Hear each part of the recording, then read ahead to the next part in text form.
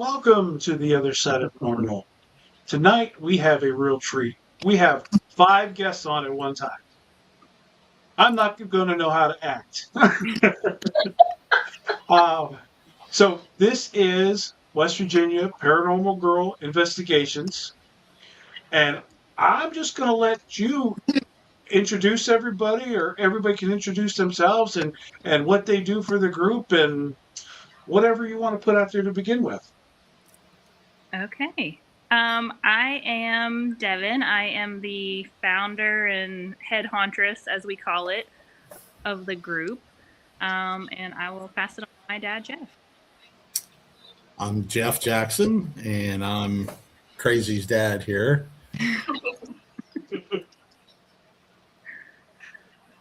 I'm Jess.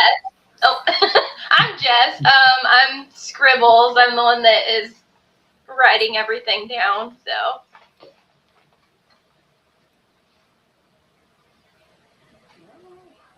No.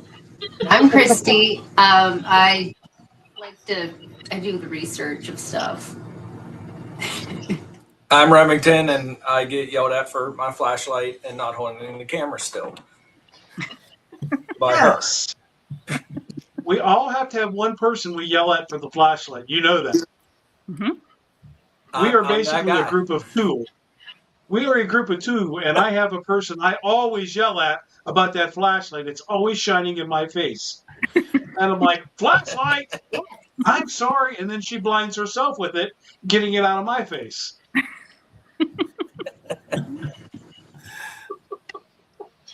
If nothing else, I at feel least that we have struggle. fun doing this. Right? Yeah, right? At least we have fun doing this, regardless. Mm-hmm. And so now, Jeff, I met you in at the Sutton Haunt Fest, right? That's correct. That was a pretty cool day. Well, it wasn't cool; it was hot, but it was a cool, pretty good day. Yeah, a lot of nice people. A pretty cool little town, actually.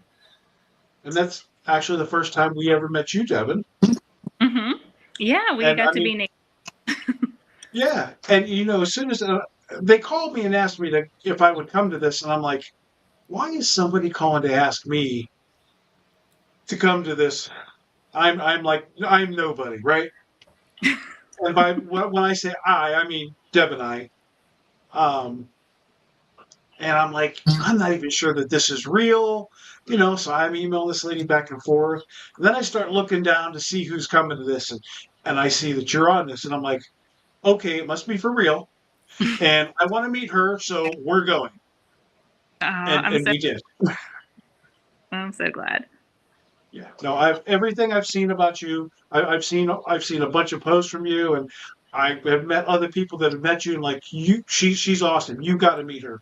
And as soon as I saw that, I'm like, well, this is for real, and we can go that weekend. So we are going to Sutton, West Virginia. They offered to give us a room for 2 nights down there. Obviously, we couldn't stay 2 nights. We couldn't go the first night. I can't remember what was happening. Something was going on. We were committed to, and I'm like, well, if it's okay, we'll take the room for 1 night. And they're like, absolutely. And so we ran down there. We had a blast. We had an absolute blast. Yeah, we did too. It was great. And our friend Cindy was there from the Ross house. I love Cindy so much. I had the perfect view. I had you guys right next to me. I had Cindy right across from me making funny faces. It was perfect. Cindy gave me this doll up here. That day, she gave her to me. And she said, she's been telling me for months, I have a doll for you. You can have her. But I don't think she's haunted. I'm like, Cindy, I don't care. If you're giving it to me, I'll take her. So that day I took her and I took her back to our tent, and I had Molly there with us, and she was sitting on top of her equipment box. I had the spirit box going, and I just set her down next to Molly, and I said, Molly, what do you think of your new friend? And Molly, through the spirit box, says, she'll do.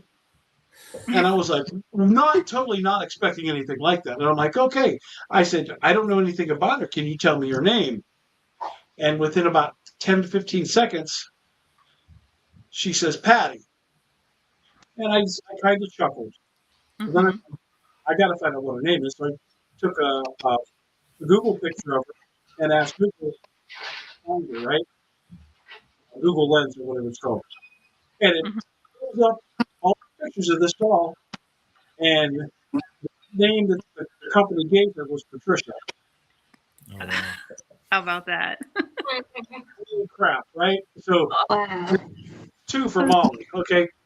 We bring her home, and I put her on the shelf with everybody else, and I give her a cat ball, not expecting anything. One night, that cat ball just goes ballistic for about 35, 40 minutes. And I'm like,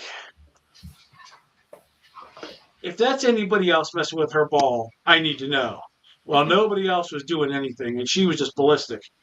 And Mhm. I'm like, all right. I was really, really kind of skeptical again, and I'm like, what's going on? So then I started asking her questions, and she answered with her ball, and I'm like, all right, there's something there. And Mhm. every once in a while, well, every once in a while they'll all chime in, but every once in a while she chimes in when she seems to think it's appropriate. And so I said to Cindy, I had no expectations of her being haunted, but she's around and she's doing something. So Nice little treat. Yeah. yeah, That's awesome. so that all came from the Sutton Haunt Fest. Mhm. We did. We had a really good time down there. That was, like I said, everybody was so nice. What a cool little town. Oh, Oh, it was a great little town. Lots of history. Hmm. mhm. Yeah, we had the And Hayman, then the what Elk River Hotel. Elk River Lodge or something, yeah. Yeah, down at the We end of the didn't really road there. Yeah. investigate the lodge. We stayed at the lodge, but we didn't investigate there. But we Mhm. investigated the Hayman, and I got so sick at the Hayman. Like, when I first got there, I think there was already a bunch of people inside. So we just like sat on the front porch and hung out.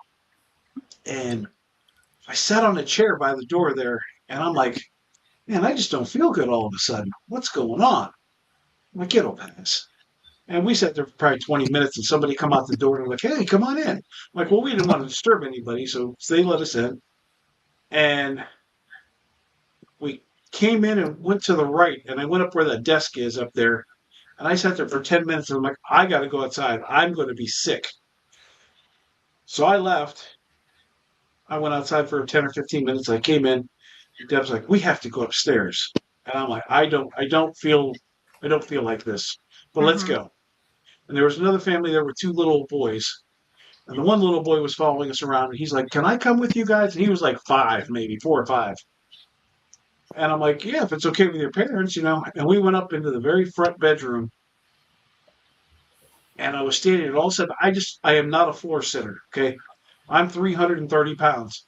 I do not belong on the floor. I do not get up off of the floor very well. But I was so dizzy and so sick, I sat on the floor for like 20 minutes. Oh And wow. I tried to investigate, and I finally said to Deb, I have to get out of here. I am not going to make it. So we left, and the Elk River Lodge was like right across the river. We drove over there. I got out of the truck and I dry heaved for about 10 or 15 minutes. Just so sick. And I've never been like that. Oh wow. And Mhm. so we went in, we were going to investigate in there for a little bit. And I'm like, I have to go to bed. And I Mhm. did. I just went to bed. We got up the next morning.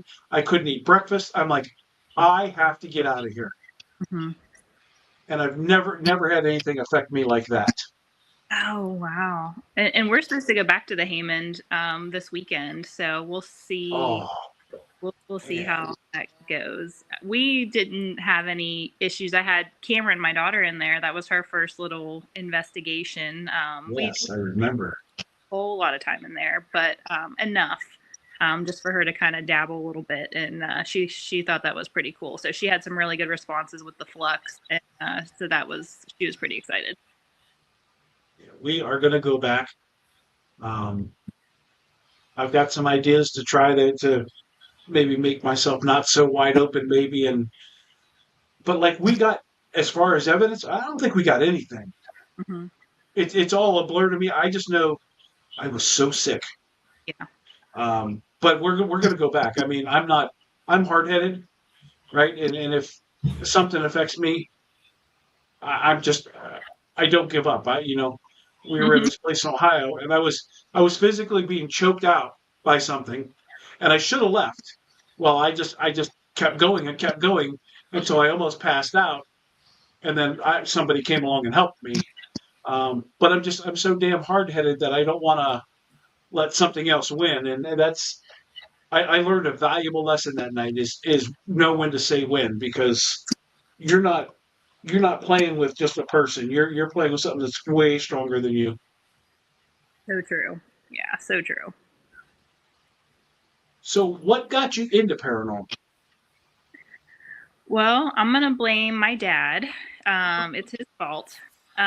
We spent a lot of time in Gettysburg as whenever I was a kid because he was a big Civil War buff. So a lot of time there, and while we were there, we did all of the ghost tours and the basement of the Farnsworth house and the Jenny Wade house and walking through town, and we did all that stuff. And I remember being given like dowsing rods and, taking pictures and seeing orbs, just things like that. And I just was fascinated with it. I just absolutely loved it.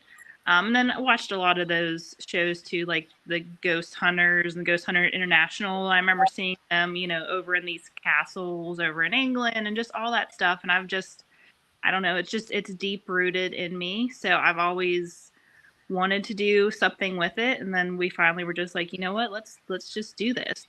So That's awesome. Dad, Gettysburg is like the greatest place on earth, right? I mean, Yeah. we're, we I'm sorry, go ahead. we are so fortunate to still have that standing that like so much of our history's been erased, and it gets Mhm. erased more every day. But Gettysburg has stood the test of time, and if you can go to Gettysburg and leave and not shed one tear, there's something wrong. I agree. There's an energy there, Nacho. I don't know what it is. Just when you drive up to the place and you see the fields, and they're in the cemetery, and you think about Lincoln, his speech there, the Gettysburg Address. Then you read the stories, not only the battle, but what the people in town went through. I mean, I read a book. It's called Days of Darkness, and it wasn't so much about the battles; it was about the people that lived in Gettysburg and what they went through, bodies in the street, and I mean, the energy there is just, through the roof. And like Devon told you, we went out there a couple times when, when she was a kid, did the ghost walks and the nighttime tours, and unlike most kids who were watching just Barney, Devon was watching Barney and the Dead Files, so, but yeah, so she didn't have much choice. And then the house that she grew up in, we had some activity there, that was unexplainable, things that would come up missing and then show up in the oddest places and noises. And so yeah, she didn't have any choice. She just kind of got drug into it, I guess. Yeah, we go to Gettysburg. I think we've been to Gettysburg 3 times this year. Oh wow. We might have been 4 times. We just stayed at the Rose Farm not too long ago, and if you've never been, what an incredible building. You're not allowed to investigate there. So if you ever go, you can have a really good time, but you can't investigate. Okay. We Yeah, had we were all standing in the living room. Now this farm is in the middle of like the wheat field, right? Peach orchard on one side, cornfield there, and the wheat field. And I think there was 8 or 9 of us there that weekend. We're all gathered in the living room talking, and we hear all this noise from outside, and there were people yelling and screaming, and we're like, "What is going on? It sounds like a war going on." We bust out the front door, and there's nobody for miles. Oh wow. It was definitely a war going on, and it just hit us so fast we had no idea. And as we all stood there looking around, there's no way anybody could have just run out of here that fast because we're probably a half a mile from the road, and it's all fields around That's us. crazy. And we were like, "Oh my God, we were in for such a great weekend," and it just never stopped. It was really an exciting time, and the house is beautiful. The history is incredible. If you ever get the chance to do it, go there. I'm ready to go back. I tell my wife that all the time. We were actually getting ready for a tour and we were standing outside. We were outside of the Farnsworth house, I think, right, Devs? And there's a set of steps right there off of the street. And I was sitting on the steps, and the group was kind of gathering. We were like waiting for everybody to get there to do the walk. And I felt something touched me on the shoulders. It felt like a little kid's hands on both shoulders as I'm sitting there. And I turn around, and there's nobody on the porch. And it was absolutely a small set of hands that come up and hit me on the shoulders, both shoulders. So even going into it, I was like creeped out right off the bat. I'm thinking, okay, this is going to be cool. Yes, that's Gettysburg. I mean, anything can and will happen in Gettysburg. Great place. Yeah, I can't wait. I can't wait to go back. We didn't go. Did you go to the Bash on the Battlefield this year? No. We did not. We didn't go either. I wish we would have. I don't want to go and be a vendor. I just want to go and meet the people and talk to people. We went 2 years ago, and we had a blast. We stayed downtown so that we could go do whatever else we wanted. We did the tour of the orphanage, of the Jenny Wade house. I forget what all we did, but we did that kind of stuff at night when the bash wasn't going on. Everybody else is down there drinking. We wanted to go investigate and learn some stuff and things like that. So we could drink another night if we wanted. I heard that they had a guy that was Batman there, right? He had a Batmobile. He was in the costume. I heard he got way out of hand that year. I'm like, well, I'm glad we weren't there because Batman was nuts. Have you been to the diorama in Gettysburg? I was there once, yeah. I've been to Gettysburg probably 20 times, and I've never went in there. And last year, I'm like, let's just go. I think it's $2 or something to get in. Yep. And so we went in and we sat down, and I was blown away at the stuff I learned. And I'm like, this is a must-see. Everybody should do this. We did that instead of the Haunted Relics Museum because it was like $8 or $10 a person, and it was as big as half of my living room. And I'm like, no, I'm not paying for that. Right. But yeah, stuff like that. It's really cool. I really like learning about Gettysburg, and every time you go, you learn something new. Yes, exactly. Well, didn't they break it down like day by day for the battle or something? Yes. The diorama. Okay, Yes. I was going to say it's been a while ago since I've seen that. And it was, Yes. pretty cool. So much information, and I'm like, I'm going to go back again because I know I didn't retain half of what they told me. Yeah. But it was really cool. Yeah. So Scribbles, how about you? How did you get into the paranormal? So I've had experiences here and there when I was younger. I wasn't as into it as Devon and her dad, for sure. I didn't really have anybody to, go and do that stuff with. It's always interested me. So I was so excited when Devon was like, hey, let's start like a little group and go, I'm like, it's me. I'm for it. So yeah. And I love Devon and her dad and everybody else. So it was fun. It's a good choice. So just happened by chance, right? I mean, that's... It really did, because I wouldn't have been like, hey, let's go, start a paranormal group. So that was all Devon, and it's amazing. We love it. That's awesome. Yeah. And Christy and Remington, how about you guys? Growing up, I grew up on on horror movies. My parents were really great about scaring the living shit out of me growing up, so it's just something that kind of stuck. I've just always been interested, love the shows. Never had the balls to do it myself, and then there's Devon, and so it was like, yay, can we tag along? And that was that. Jeff, look what you started. I got into it. We got a good group too, Nacho. Yeah, I'll tell you thanks, what. Steph. We have lots of laughs. We have lots of fun. Everybody's got each other's back, So it's a like I said, we get to see a lot of cool stuff, but at the end of the day, we all have fun. It's a good time. It's all about having you have to have a good time doing this. Mm-hmm. There's too much crap in the world not to do this and have a good time. I agree. Hello, David. How are you, buddy? Go ahead, Remington. You started to tell us, and we got totally off track. I'm sorry. It's okay. I mean, I got into it because she said, "Hey, we're going to go do this with Devon," and okay. So that's kind of how that and most things happen. So It's true. You were volunteered. yeah, voluntold. Yeah. Voluntold, yep. But I mean, it is a good. I do enjoy it.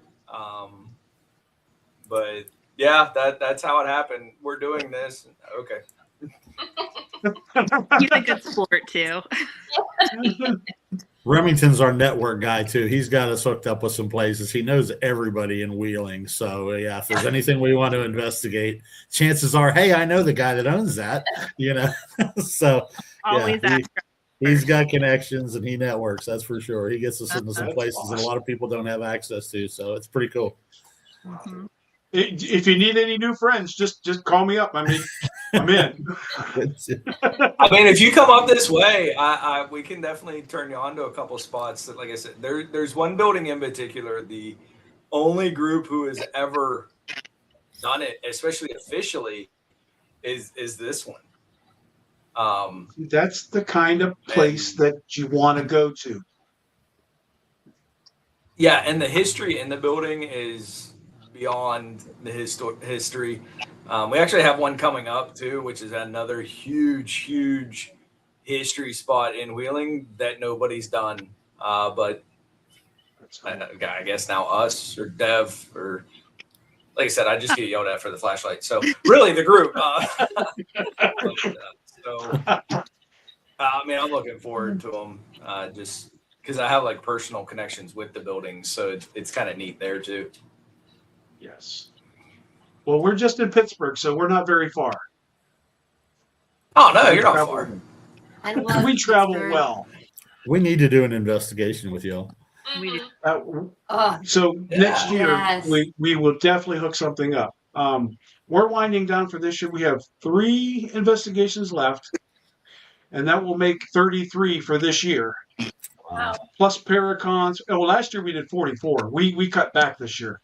But we're doing the Doss House a week from Saturday.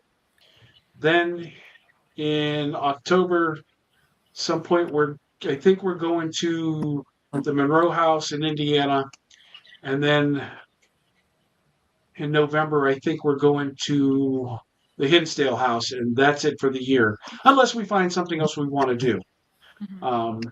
But it's our time to kind of slow down and take it easy and cruise through the winter. I don't like the cold. I don't want to be out in the cold. I was at Madison Seminary last year in January. It was 18 outside and it was like 11 inside. No, I don't need that. I'm too old for this crap. That's miserable. That is so miserable. Yeah, no, it's no fun. Now, people tell me that spirits are way more active when it's cold. I can't tell you because I'm hovered over here where the one little source of heat is, and I'm not investigating. Okay, I'm sitting there talking to whoever else is breathing and is not going to go out there because that's silly. It's silly. I just won't do it. So, how about your favorite places to go? Do you have a place that you go to, like your go-to place? You've been there multiple times. You just can't live without going there. I would say I think it's probably becoming the Scottish Rite. I would say, or even the Ross House. The place I think that I really want to go back to is we did a tattoo shop that's local to us, Breaking Skin in Bridgeport, Ohio, and we were the first ones to investigate there. They've had all this activity for years, and they let us go in, and I'm like itching to go back there because we got a lot of good stuff there. Yeah. That one was awesome. Mm-hmm. How about a place that scared the hell out of you and you'll never go back? Still waiting. Yeah, I don't know that we've hit one of them yet. No, we've had a couple instances where we've like got scared, like ran out of the room, but nothing that I wouldn't go back to. I don't think, not yet. Anyways, we're waiting for something. Like I really want something like crazy to happen, but we haven't had that yet. I agree with that sentiment. And I kept saying I want something to scare the hell out of me. Um, and the night that I was being choked, it never dawned on me what was really happening until it was over, and I'm like, "You moron! You should have got up and left out." I'll tell you this story. We go to this place. This building just calls to me. It's in Circleville, Ohio, down there around Columbus area. It's the Great Kreitz Octagon House. Mm-hmm. It was built in 1853. It's a beautiful house. It was just recently, well, within the last 10 years, moved down the road and across the street because Walmart bought the land. Imagine that. So I think we've been there 10 times in the last 3 years. And I think we were there 4 or 5 nights this year already. No, through this year. I know the spirits there very well. When one of them talks to me, I know who it is. I can feel them. They know me. They say my name all the time. We have a really good relationship. The night that this happened, it was such a weird night. So the first night we investigated with our friends from Steel City. They came down Friday night. We investigated with them. Then the next night, Southern Ohio Paranormal came up, and Steel City went home. And we investigated this night. And the people that run it, a husband and wife and another teammate of theirs, the three of them were bickering all night. Like it was bad. They were just bicker, and it was really distracting. And Deborah actually told them to shut the fuck up at one point during investigation because she just doesn't play. But we had all this going on, and it was a full moon, and there are tons of train tracks around this house. All of Circleville is a major hub for trains. So we got this coming through the spirit portal box. We got this name. It said Michael. And I'm like, there's no Michael here. And I could not reach any of the spirits there. I couldn't feel them. I couldn't find. They were just nowhere to be found. All we got was this Michael, and he was a jerk. And we had done an Estes. And it actually started as a 4-person Estes. One person upstairs got punched in the back. Then another person, it said their first name and their middle name. That guy bailed out of it. Another girl, the guy that got punched, then it said his first name and middle name. He bailed out of it. A girl took his spot. Her chair was kicked so hard from behind, she moved about 2 feet. The other guy that was in, he bailed once it said his middle name. And now none of us know this is going on, right? While we're under. People are just dropping out, and we have no clue. Mm-hmm. And all of a sudden, I hear my middle name, and I don't tell anybody my middle name. There's no way. I mean, Deborah knew it, but nobody else there knew my middle name. And I was like, that's pretty messed up. Well, then it said my sister's name. And I'm like, oh, no, this is way too personal. I ripped the headphones off, and I'm like, I'm out. And then they tell me what just happened. And I'm like, this is crazy. So we just started investigating again. And it was just like irritating me. And I was getting really upset. And I'm like, I started to like snap on this thing. I'm like, I'm going outside. Well, within the next like 5 to 7 minutes, one by one, every male comes out of that house. So there's 4 or 5 women in there. And I'm like, no, get the women out. Mm-hmm. They're taking a break. Everybody took a break. I went back in there. Now I've got my phone running. I'm doing a live, right? And so all this is on our live. I think I put it on YouTube, but if not, I've got it on my desktop here. And I go back in by myself. I'm like, give me a couple minutes. I'm going to go and I'm going to figure out what's going on. I'm trying to get into a pissing match with this guy again. And I just keep thinking, this isn't you. What are you doing? And then all of a sudden, my throat starts closing up. I'm coughing. I'm hacking. I can't breathe. I can't catch my breath. I can't get words out of my mouth. And the two guys from Southern Ohio come in, and they're both EMTs, and they're looking at me like, "Are you all right?" And I just kind of like held my hand up, like, "I'm good. I'm good. Just give me a minute, you know." And they're like talking to this thing, like, "Whatever you're doing to him, leave him alone." And I feel like I'm starting to come back a little bit. I look at my phone, and I have a friend, and I'll tell you a little about him in a minute. His name is Mars Bear. He lives in Melbourne, Australia. And he says, "I'm going to send you some help. I'm sending these two," and he put down two names, and I don't know what two names, and they're going to take care of this spirit for you. And then it says, he types, "Lucifer's cage is empty." And I'm just reading this, and for whatever reason, I'm still trying to get enough air in my lungs, and I go, "And Lucifer's cage is empty." And these two guys standing next to me are like, "Oh my God, he's possessed." And it was hysterical, right? And I'm like, no, I'm reading this. And as this is happening, this person, this Michael, he called me a bitch. And I called him a bitch back. And then he said something else. I don't remember what he said. But then you heard this sound, and it sounds like somebody getting the wind knocked out of them. It was a, oh. And then you heard a door slam, and we heard no more from Michael. Oh, wow. Oh my God.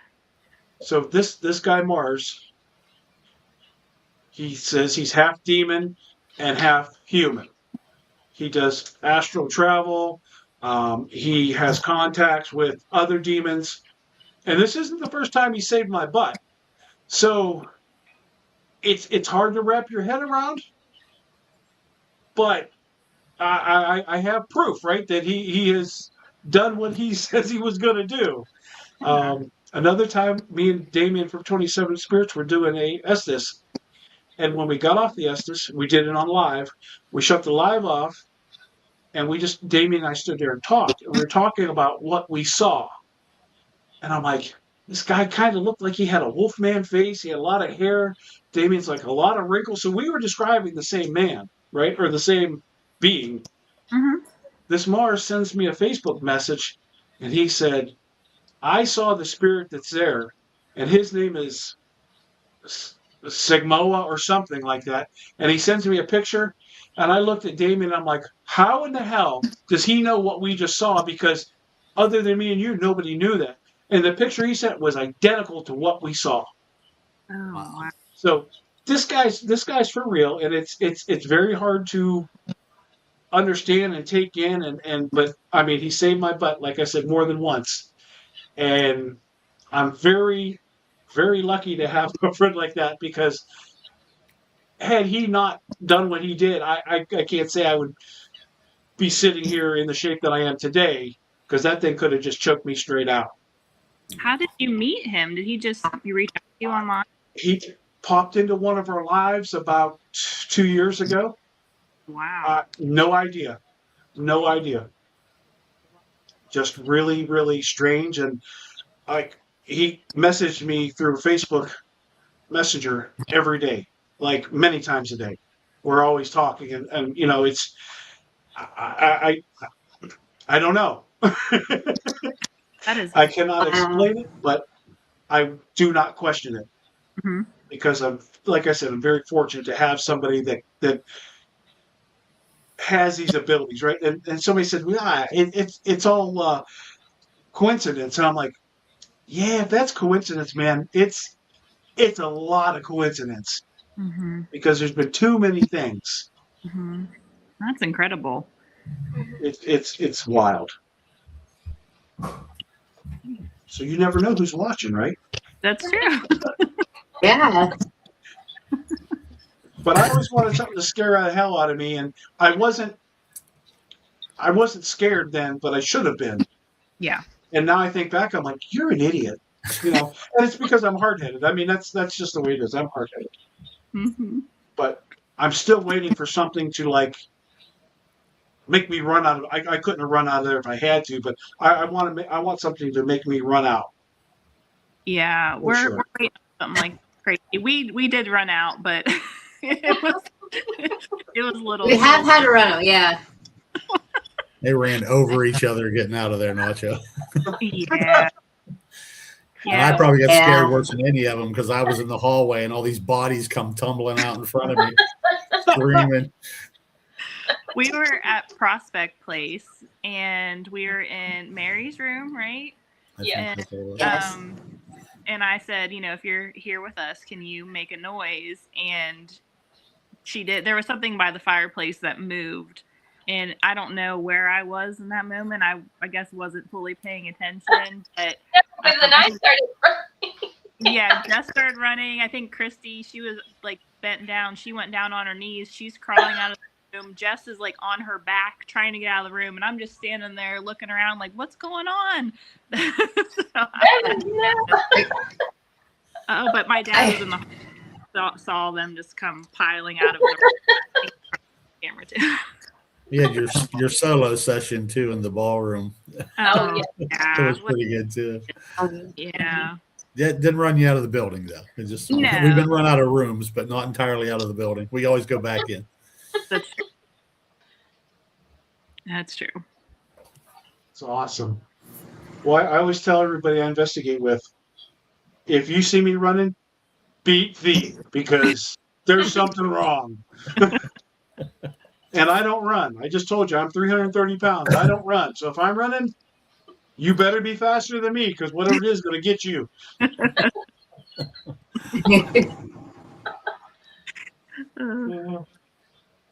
Let's see. We talked about places. How about your favorite piece of equipment?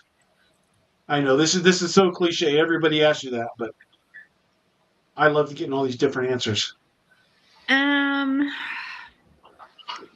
For a long time, I think I would say it was our spirit box. I do love the spirit box. It's the Spirit Chat by GEC Paratech. I absolutely love it.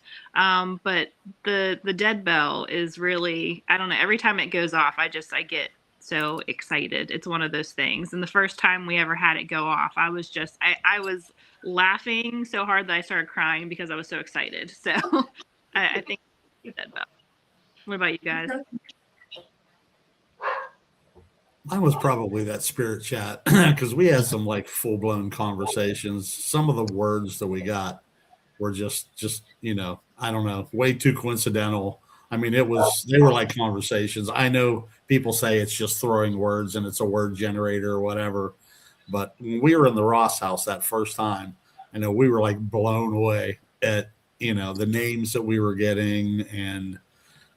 But yeah, I was going to say I still kind of like that one, but probably just collecting EVPs. My digital recorders probably my go-to. Spirit Chat. I love it. It's my favorite, especially because we've gotten our own names, and it blows my mind. So, Spirit Chat for me. Awesome. I love my recorder. Yeah.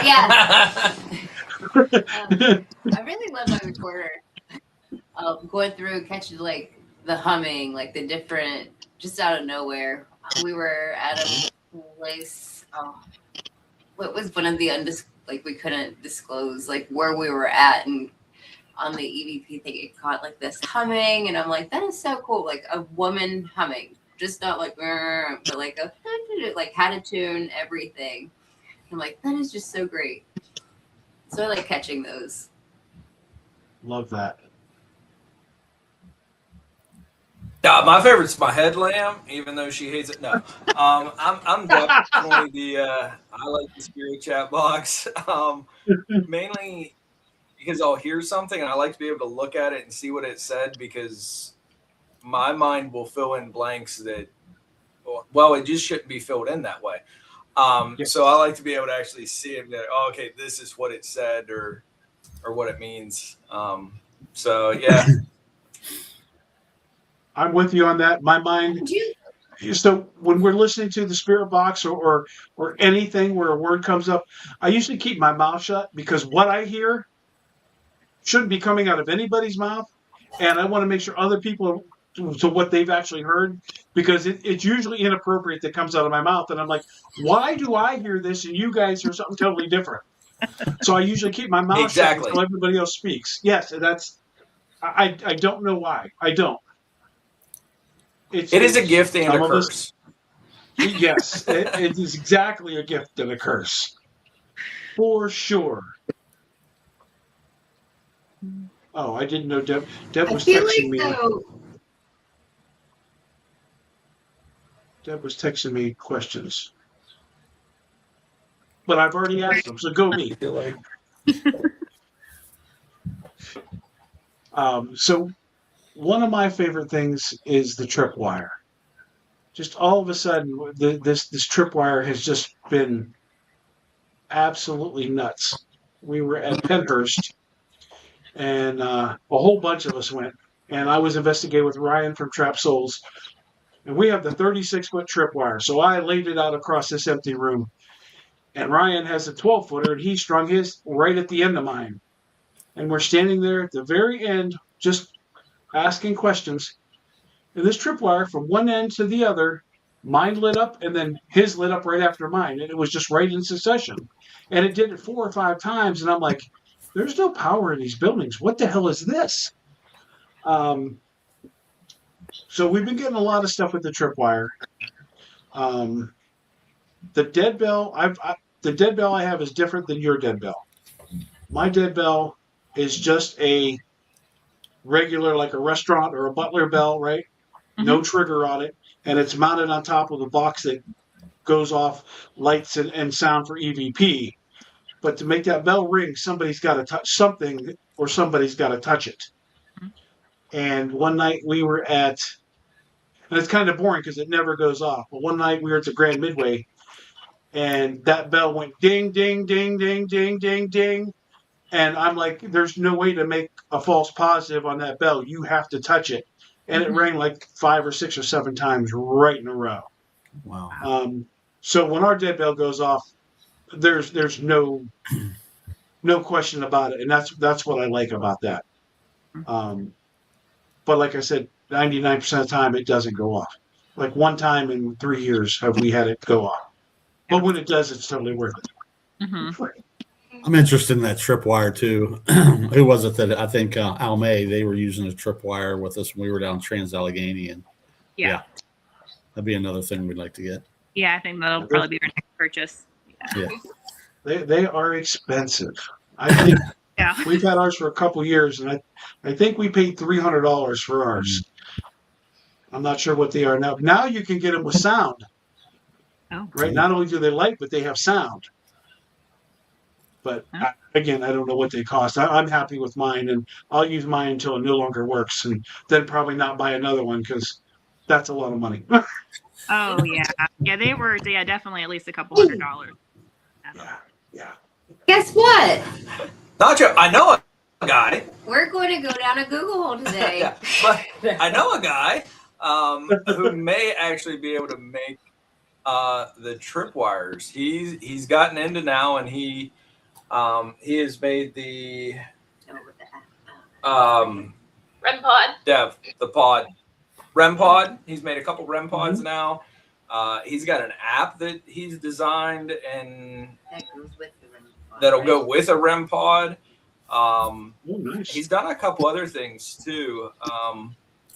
You know what? We might have to do that. Dev, remind us on that, and I'll reach out if he can come up with something. Oh, right on. Oh, yeah, absolutely. So Deb says they've come down a little bit. They're $249. I don't know if that's the one that makes sound or not. But yeah, I mean, I'm always down to learn somebody that makes equipment and puts out new stuff because I think that's really cool. I think that's really cool.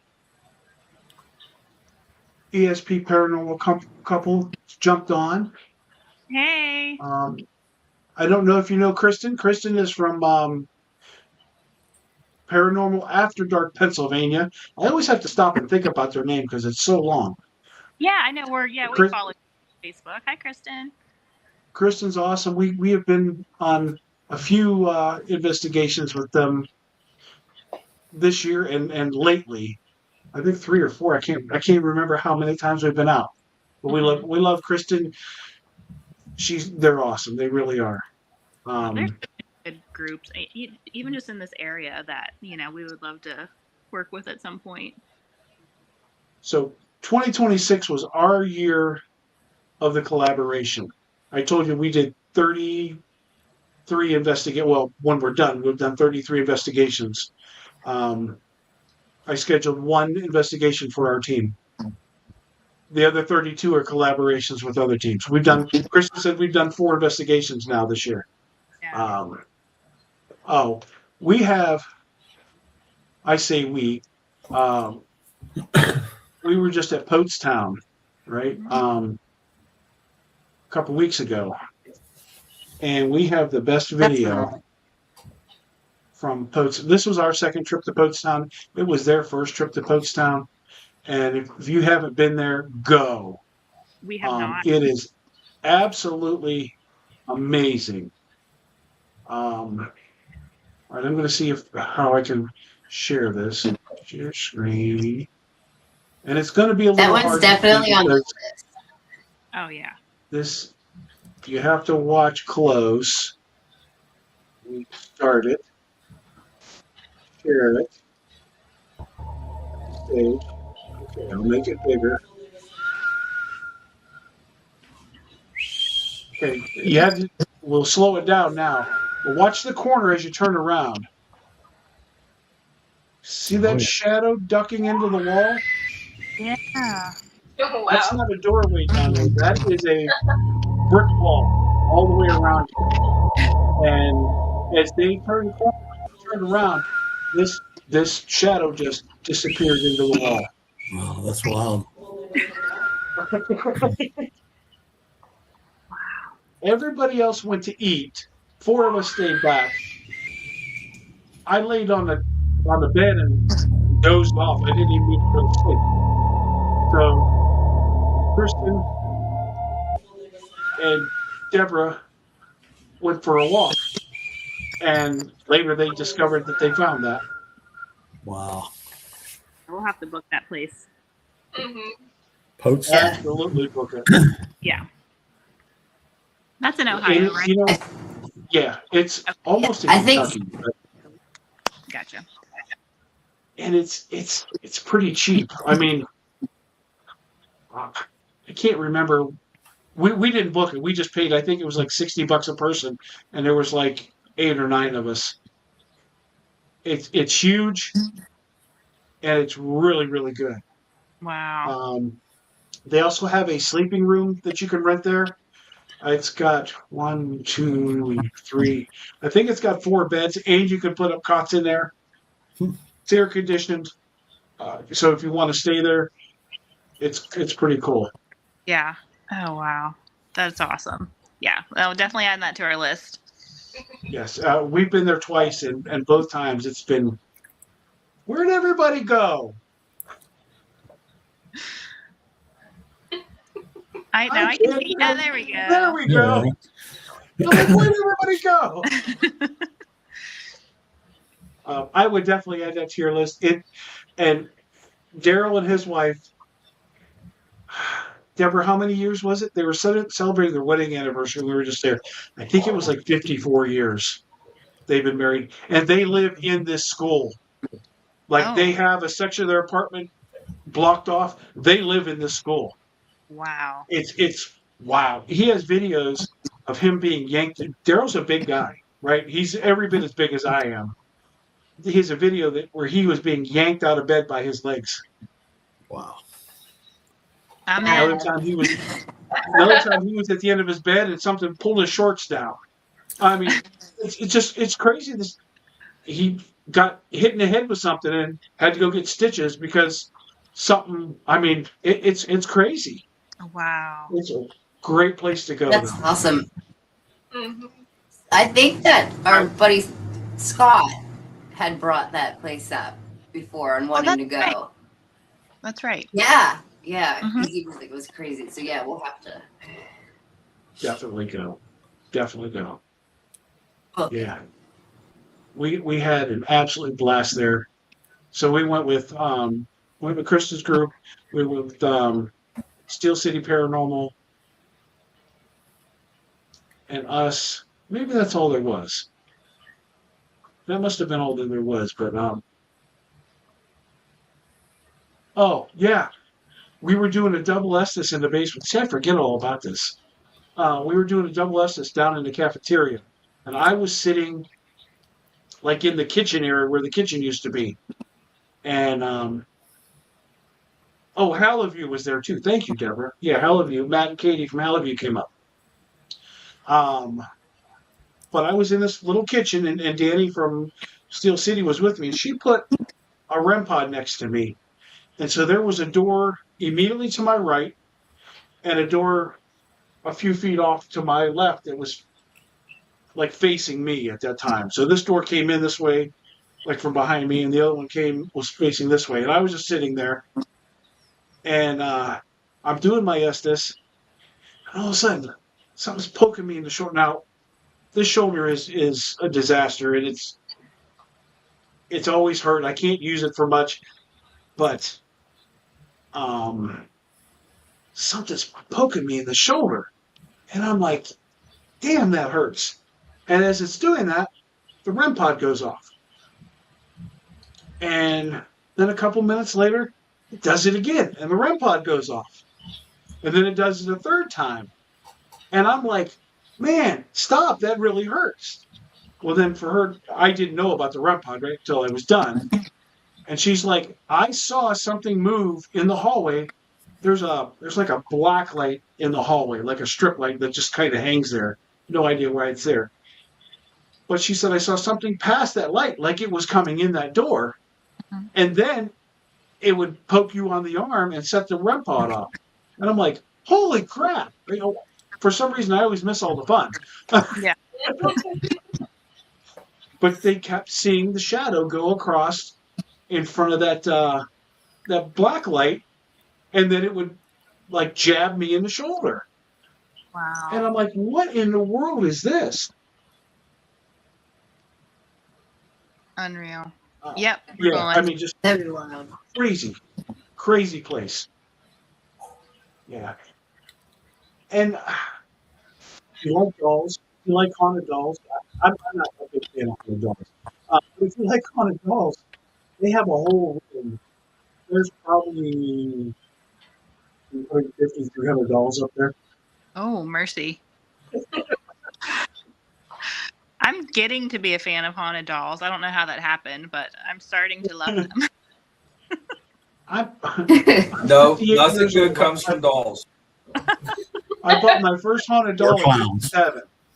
It was now see clowns don't even bother me. Dolls kind of creep me out, but only that you can't really see this one. She is not haunted. She's going to my sister. She's just kind of holding the spot. But all the rest of them are haunted, and they usually like their balls. They all have cat balls. They usually like their balls, but tonight they're That disinterested. sounds I guess. so I don't wrong. know. That sounded really wrong, Nacho. Or does it sound really right? I don't know. Yeah, maybe. Yeah. All my balls love lighting their balls. You can play with your balls. They're It's normal. okay. Go ahead, play with your balls. Play with your balls on camera. Let's see it. Something my mother never said. Right. Yeah. Well, Devon, you had activity where we was a Scottish Rite with that one doll that you guys were messing with. You had that little thing around her neck. Yeah. Yeah, that doll was she's seen better days. She was just in this random trunk storage room. I don't know where she came from. She had this really crazy wig. Nobody does. And we just stuck the wig on her and we just I don't know. We're like, well, took her under our wing. But yeah, she just was in there. We don't know where she came from. She's a little rough around the edge, but she Well, didn't she light up the little thing on her you had around her neck? Or she did. Yeah, we were there talking and yeah, she was just there lighting up. Mm-hmm.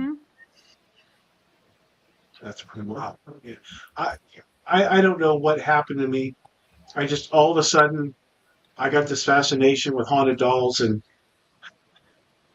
it happened through Facebook, right? Mhm. Um,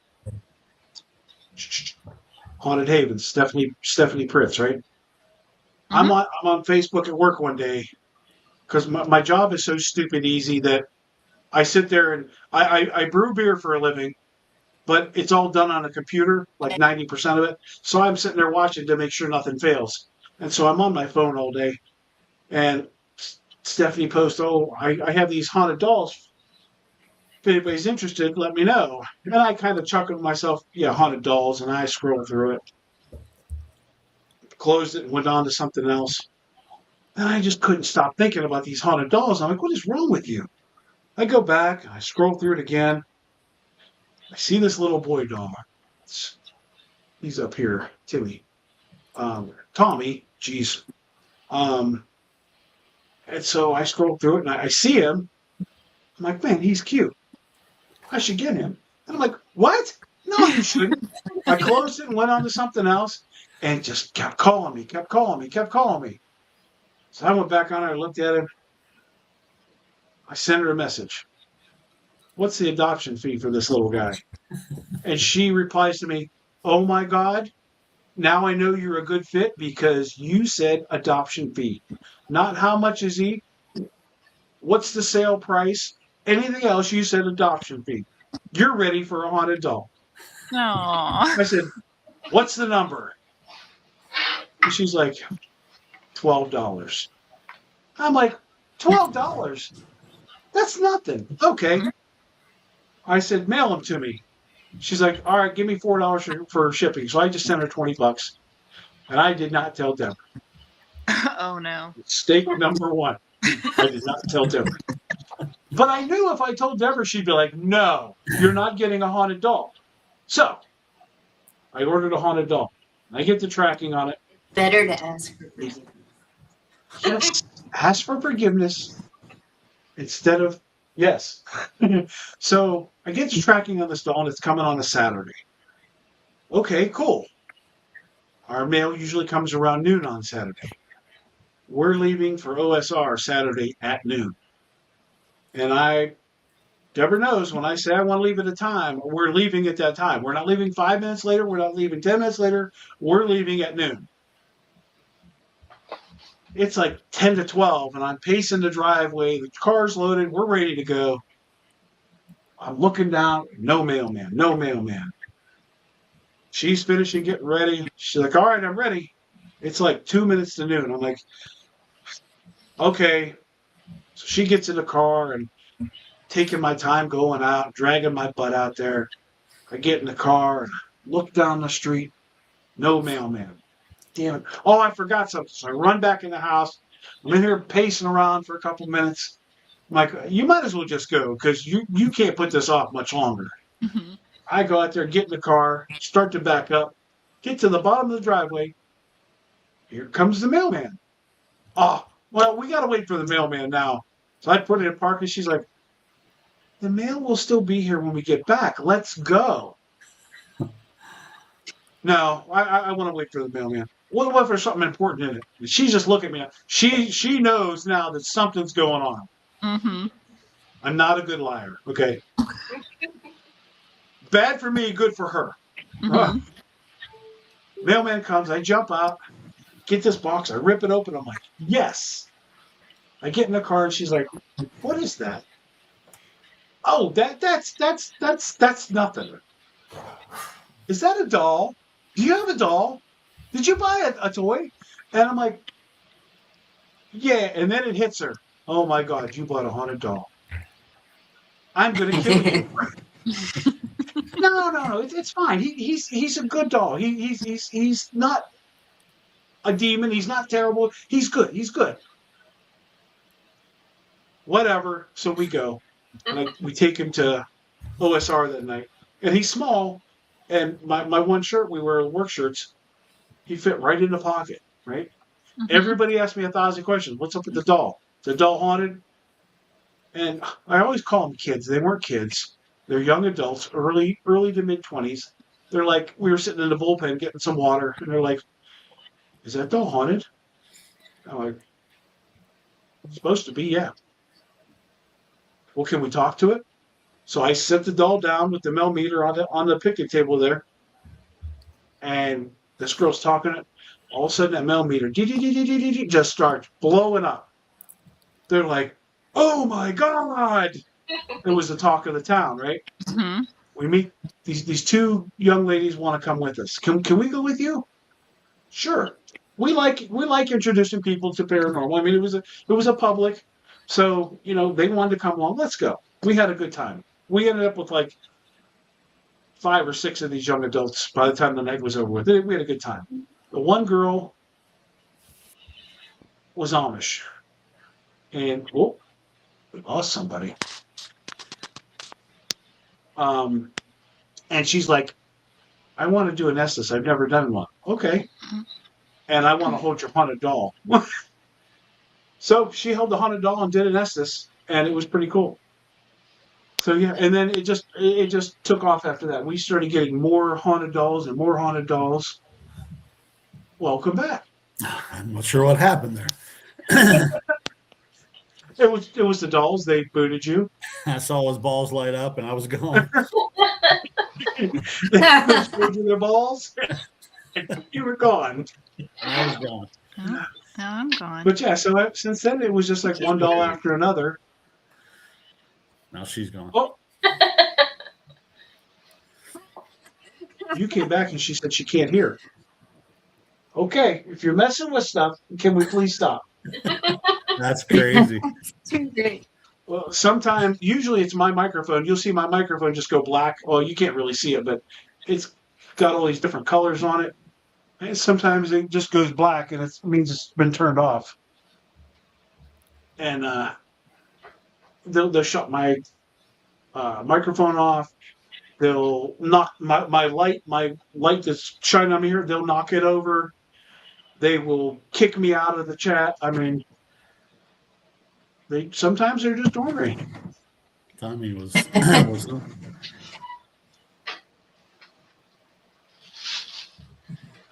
And you're back.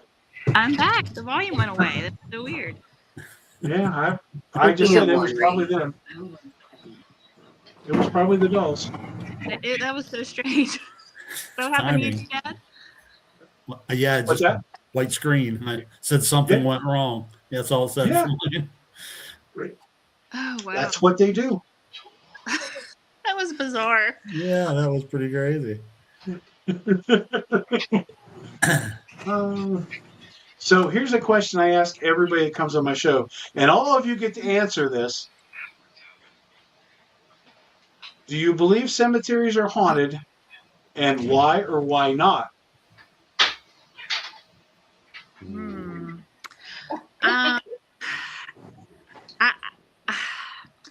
I can't give a definite yes. My thoughts are, I mean, I don't know why you would be there, why the spirits would necessarily be with their body. I feel like they may be in the place that they have a connection to.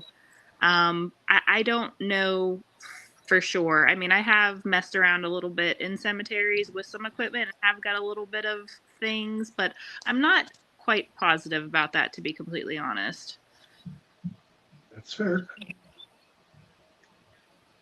The question that I have to answer is like, Yeah. We actually have a cemetery close to us that is from the prison. And we haven't went out and done anything with it yet, but I mean, I want to just because I'm curious. But I mean, I kind of got to go with Devon on that. You wouldn't think, because it's more of just a resting. Like that's just where the physical part is, not so much the other. I don't know. I kind of differ in opinion on that. I don't feel that like when we're buried and everything, like your soul just stays in there. But I think you could. I love cemeteries, so I feel like I would want to hang out there as a ghost because I like hanging out there as a person. That's because you're weird. So, but like, you know what I mean? Like, so in that aspect, then yeah, it would be haunted because I'd be showing up and chilling every once in a while. Like, I don't know. That's how I look at it. When I say that, I like love we're it. out on the side by side riding around and find these old cemeteries, and she bails out I love and it. like just goes and does her thing, and We have one we above all our sit outside of it and drink beer while she does her things. And we have one above our camp, and it's very, very, very old. And we were just one evening I'm like, drive me up there, and I'm taking photos, and it was just, I love it. So I put one of the pictures I took of the tombstones and stuff on my desk computer at work, and I'm looking at it, and I was like, holy shit, there's a full-on shadow figure that is standing in front of half of the tombstone where it should have all had the light shown through, and it was blocking. It was crazy. You could see right through it. And I'm like, well, this is fantastic. This was like a happy accident. That's pretty cool. That's pretty cool. Jessica, what do you think? I'm in between Devon and Christy because, like, I've had an experience that was, I mean, it was spot on. I was at a headstone that was like broken half, and then on the spirit box it said fell down. So, you know, it's just kind of like the things that happen. But are they always there? No. But do I think that they go back? Yes. So, I mean, I've had experiences, so I would say yes, they're haunted, but A definite maybe. yeah. I don't I would say like. I don't feel like the soul's tied there. Okay. Jeff, what do you could think? be everywhere. I'm kind of with Devin on this too. That's, I think of the body's a vessel, but I think that the energy probably, where it lived its life, this person lived its life, I think is probably, I don't know, me as a spirit, I think I'd rather, go back to the home that I and I don't know if they have that ability or not, but Right. yeah, it's, I don't know. I've seen some pretty convincing videos of footage at cemeteries and stuff. It makes you wonder, but who knows what's going on with that energy. And like I said, I think everything that we're looking at is just a type of energy, a form of energy. But yeah, I kind of lean towards you would be, more drawn to where you spent your life, familiarity. At least I think. I could be completely wrong, Nacho. I may have just made all that up. that's why I think So there's no right or wrong answers to this. It's just it's what do you think? And I always felt the same way as the body is just a vessel, right? Mhm. If your car dies, you send it to the scrapyard and it's gone forever. And are you going to go visit your car again? No, you're not, right? So I always felt that way. Is once you pass on, you have no use for that body. It's no good to you. It's no good to anything, and forget about it. But Right. and the more I've done the paranormal, the more I've. And again, this is not scientific research. This is in my being, right? I mean, if you look at all the places that we consistently go to, that on any given day somebody's investigating a certain building, right? And all these buildings are busier now than they've ever been with investigations. There's always new spirits showing up, right? And where are they coming from? So here's my theory. When you go to a cemetery to see your loved one, you talk to them, right? I love you. I miss you. I'm really sorry this happened. Whatever the conversation is, you're having a conversation. And there are spirits everywhere around us. Everybody says don't investigate in your house. You'll bring in something that you don't want. Okay? So in theory, if you're standing in the cemetery and you're talking, spirits are around and they hear you. They may not be the people that are from that cemetery, but they're all around. And if people always go there and always talk, these spirits want to communicate. So they're going to start entering this cemetery, and I always say I could go out here in the middle of my street. If I do it every day, I go out there and I talk to spirits, because who walks around and talks to spirits on a daily basis? Right? Nobody. It doesn't happen. We talk to spirits when we go on an investigation, but if you go outside, you can talk to spirits, right? So I could go out there and talk to spirits every day, and in 6 months, my street's haunted and my neighbors are packed up and moved away. Mm-hmm.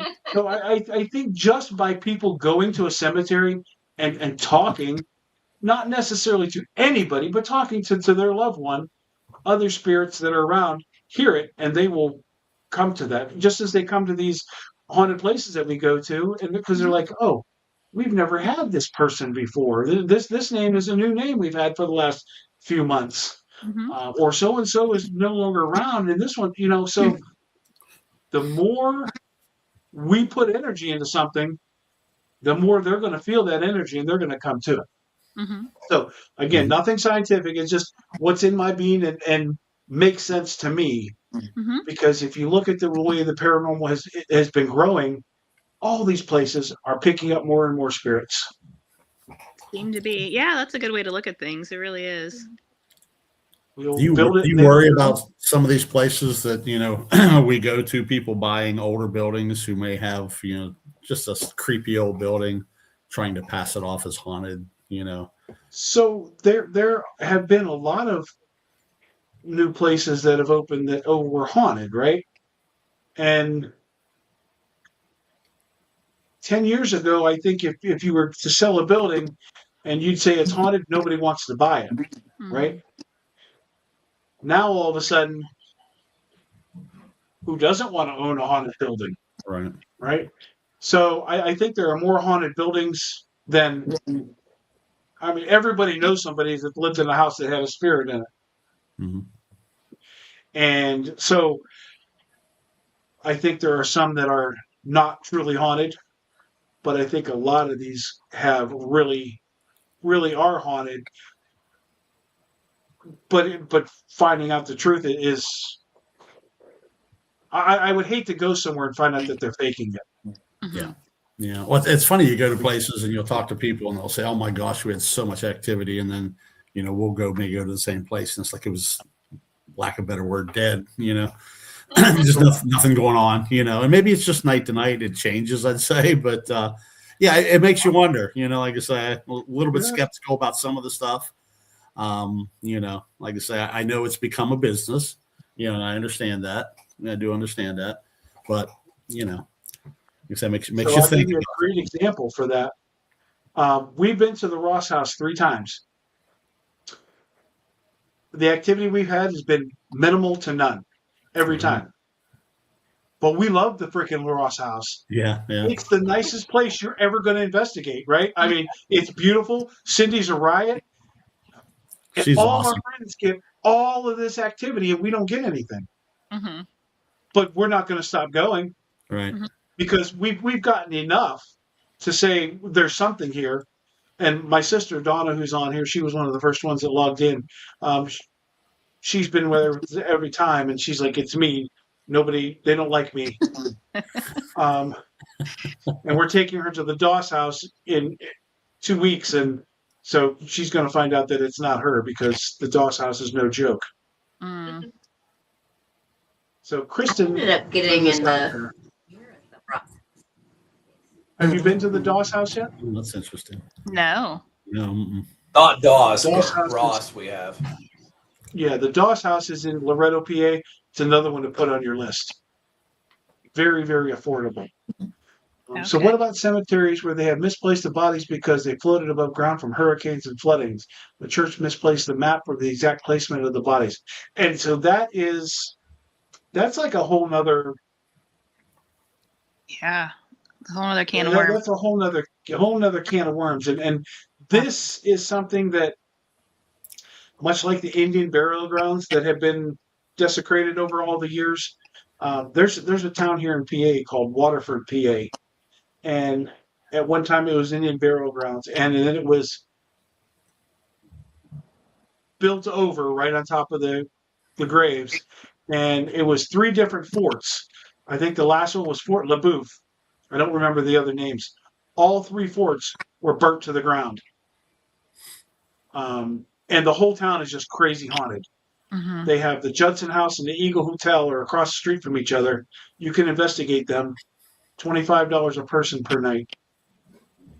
And both of them are so worth it.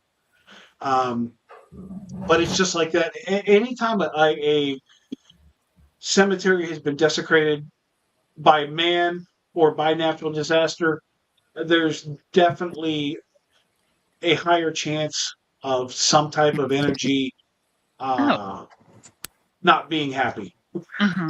Do you think it's more prevalent with like the Native Americans because that is what they considered sacred, and they kind of worship the ground versus I was going to say an English cemetery for lack of a better word. I'm not sure what you'd call it, but yeah, I don't know what you call it either. But yeah, I think that first of all, Native Americans are something that I do not want to mess with. Mm-hmm. I mean, just absolutely do not want to mess with. That's a good question. Does a person need to be deceased for a certain amount of time before a spirit can actually communicate with you? Is there a shelf life for a spirit? Does spirit energy dim after X amount of years? Can you interact with a spirit in location for one specific time frame at a time? Mm. So there's a lot going on there. Yeah. And that's the thing. Nobody knows. I mean, I don't know that there is a time frame, before you can interact with them, and I don't know that there is a shelf life unless maybe there's something that happens where they feel like they are able to move on. I mean, I'm sure that does happen, but I think it's probably very individualized. Maybe they've met their purpose for continuing to be there, or they're finally at peace or whatever, and they're able to finally move on. But I think it's so different, and nobody knows. That's the crazy thing about it. And I don't know that we'll ever really know. We have our guesses. I don't even want to call it educated guesses, where we do the best that we can, trying to figure it out and have our opinions on it, but we don't know. Yep. No, I agree with you. I can tell you that I've never met a ghost from like 1987, right? I mean, they all seem to be like from 1940 and back. Mm-hmm. I can't even tell you that I met a spirit from like 1977. Mm-hmm. So it's odd. Now I can tell you that my nephew, my sister's son, passed away at a very young age. And we went to the cemetery. We took the spirit box, and we asked questions, and we got answers. And these answers were things that only he could answer, and they weren't random answers. So we definitely got rock solid answers. Mm-hmm. But my question in myself is, and I haven't followed through with this, was he at the cemetery, right, when we asked these questions? Or is he always with us and we just ask the questions at the cemetery? Right. And again, you don't want to investigate in your house. So, maybe we go, I pick up my sister, we go to a park and we just sit there and ask, these questions and see if we get the same answers. And that'll just tell us, yeah, he's with us all the time. Mm-hmm. Or he's at least with us part-time. So, maybe that says that we have had contact with a spirit that's since in the 2000s, right? Yeah. So I don't know. Yeah. And now, as far as go ahead. I'll say the house that I grew up in, there was a murder there, and when would that happen, Dad? Probably, is that the early 80s? Would you say? Yeah, I was going to say probably in the early 80s. Yeah. And it was a brother shot the other brother, correct? Mm-hmm. Yeah, and a 14-year-old and a 16-year-old. Yeah, younger brother shot, I think, the older brother, and he in like one of the back bedrooms, and he passed away. And so we did have activity there, and that would have been in the early 90s. Mm-hmm.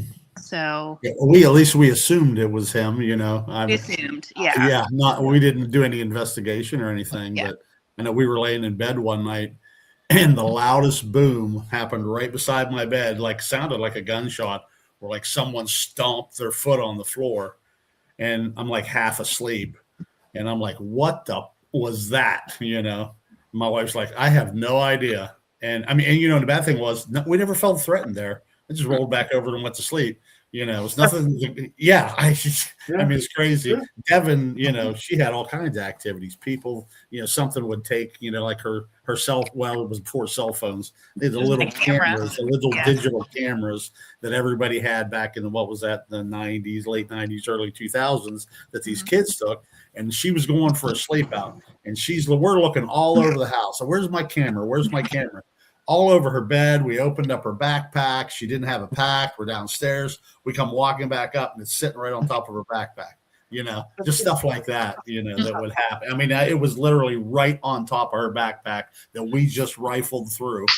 You know, we left the room, come back, and it's sitting there. You know, so I don't know. Well, like I say, we didn't feel threatened by it. We thought maybe it was more a helpful spirit, if nothing else. You know. But I do remember whenever my husband and I first started dating, and he was staying the night there with me, and I had just gotten into bed and turned the light off, got into bed, and then the light flipped right back on, and he was like, no. He does not like that kind of stuff at all, so that really freaked him out. So Casey doesn't want any part of it. No, he does not. So I don't know if that ghost was just like, you know, just checking She actually had Copperhead reach out to her the other day. Did you tell that story, Deb? Oh, yeah. Copperhead from Trans-Allegheny. We were there a couple of weeks ago, and he reached out last weekend. He was taking a tour, and he was in the forensics building, and they had my name come across the spirit box and asked where I was and what room I was in. So he sent it Wow. to me. Like, oh, no. I made a friend. That's cool. Yes. Yeah. See, you made an impression for sure. Yeah, Casey said you're not going back there for a while. Yeah. And it would be in the criminally insane building, you know. That's Those are the friends. I mean, go big or go home. I mean, yeah. I mean, exactly. Exactly. If you're not friends with the craziest person, then you're not anybody. Right. So another part of her question is, can you interact with the spirit in a location for one specific time frame at a time? We've been in places before that we're interacting with a couple different spirits, and we ask them, can you guys see each other? Can you see another spirit? And they can't see each other. Now, clearly, we're interacting with two different spirits, but they can't see each other, but they can both see us. Mm-hmm. Well, what are we dealing with? Is this part of the multiverse? Is this two different time periods that has elapsed and aren't connecting? You know, what the hell's going on with this? How have you ever? Have you ever experienced anything like that? Yeah, I think it can go either way. Honestly, like I know, bringing back up the Ross house again.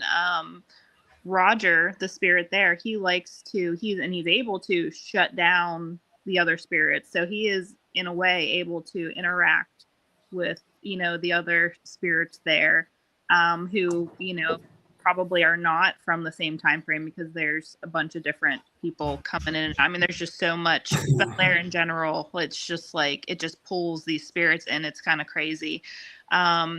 So I think it can go either way. I'm sure there probably are situations where they're unable to see each other, but I think it just depends. Yeah, there's been several times you say, you know, how many spirits are in this room? One. Mm-hmm. But then you're getting two totally different interactions, and you know, we just say, do you see another spirit? And they don't see another spirit. So are they different dimensions? Are they just different timelines? Is it a whole nother you know, I don't know. I don't know the answer to that. It's something that really intrigues me. And I have a friend, his name is Dr. Jay Blackburn. I don't know if you know Jay or not. He is a paranormal investigator. He has this guy is like, he has a degree in metaphysical science, right? So he's like a Ghostbuster, okay? And he's got a lot of cool theories, and I've learned a lot from him. And he's the reason that Deb and I have gone and taken some classes on this, and we're trying to improve our brains a little bit as we get older here. But um, he has a lot of ideas on the multiverse and how things work, and I'm still wrapping my head around it. But I'm not at the point that I can say, nope, that's a bunch of malarkey. I'm out. Because I want to be open to everything, because we can't prove it either way. Yeah, and But that's Jay is really cool. Yeah. You have a lot of people I've noticed on Facebook and TikTok and things like that are like arguing with each other, or they'll get on and they'll like say like someone's opinion is stupid and that's not how this works, and it always kills me because I'm like, you don't know either. You don't know either. So it's really it's your opinion, and your opinion is no more valid than mine. You read a book somewhere that told you this, and we read other books that told us this, and nobody knows more than somebody else, and there's no professional, well, maybe they'll call themselves professionals, but there's no expert paranormal investigators. If you call yourself an expert, I'll call you an idiot. Because nobody is an expert in this field. Exactly. We're all looking for answers, Yeah. But there are a lot of idiots in this field. I mean, a lot of no. When you hear the word afterlife, what comes to mind for you? In other words, what does that mean to you? What is your definition? I'll let someone else take that. I've been talking a lot. I think it kind of goes back to what we were talking about with the cemeteries and everything. Where does your energy go? What does it, you leave the vessel. I don't think your soul remains in your vessel. But where does your energy travel? And I think I keep going back to the word energy because it's something, like I say, we've not gotten concrete evidence, but we've seen enough to know that there's something there, what it is. And like I say, I'm just going to use the word energy. I don't have a good definition other than the word energy, and I think you have the ability to move around and whatnot. I know Michelle, a friend of hers she was actually dying. This is a few years ago, and she was in a hospital bed, and she actually was talking to some of her relatives, and that were there waiting for her, and she mentioned them by names, and she said such and such is here, and she's here, and they're waiting for me, and so I don't know whether that's just in the mind or if she's actually seeing something, or if they're communicating to her. But they're there to greet her as she's leaving this life and moving on to the next. But yeah, there's something. I don't know what the answers are. That's really good. Anybody else? Don't be afraid. There's no wrong answers. This is where you saw her look at me, right? Yeah. You guys just look at each other. It's like the Brady Bunch here. Right? I don't know. I like when I think of like the afterlife, I think of like just myself and like the happiest feeling ever, and then being surrounded by just like love and warmth. So I don't know, like in that terms of things. But then again, I'm like, oh, okay, maybe I'd like to go hang out. So I don't know. Maybe we could jump back and forth. I don't know.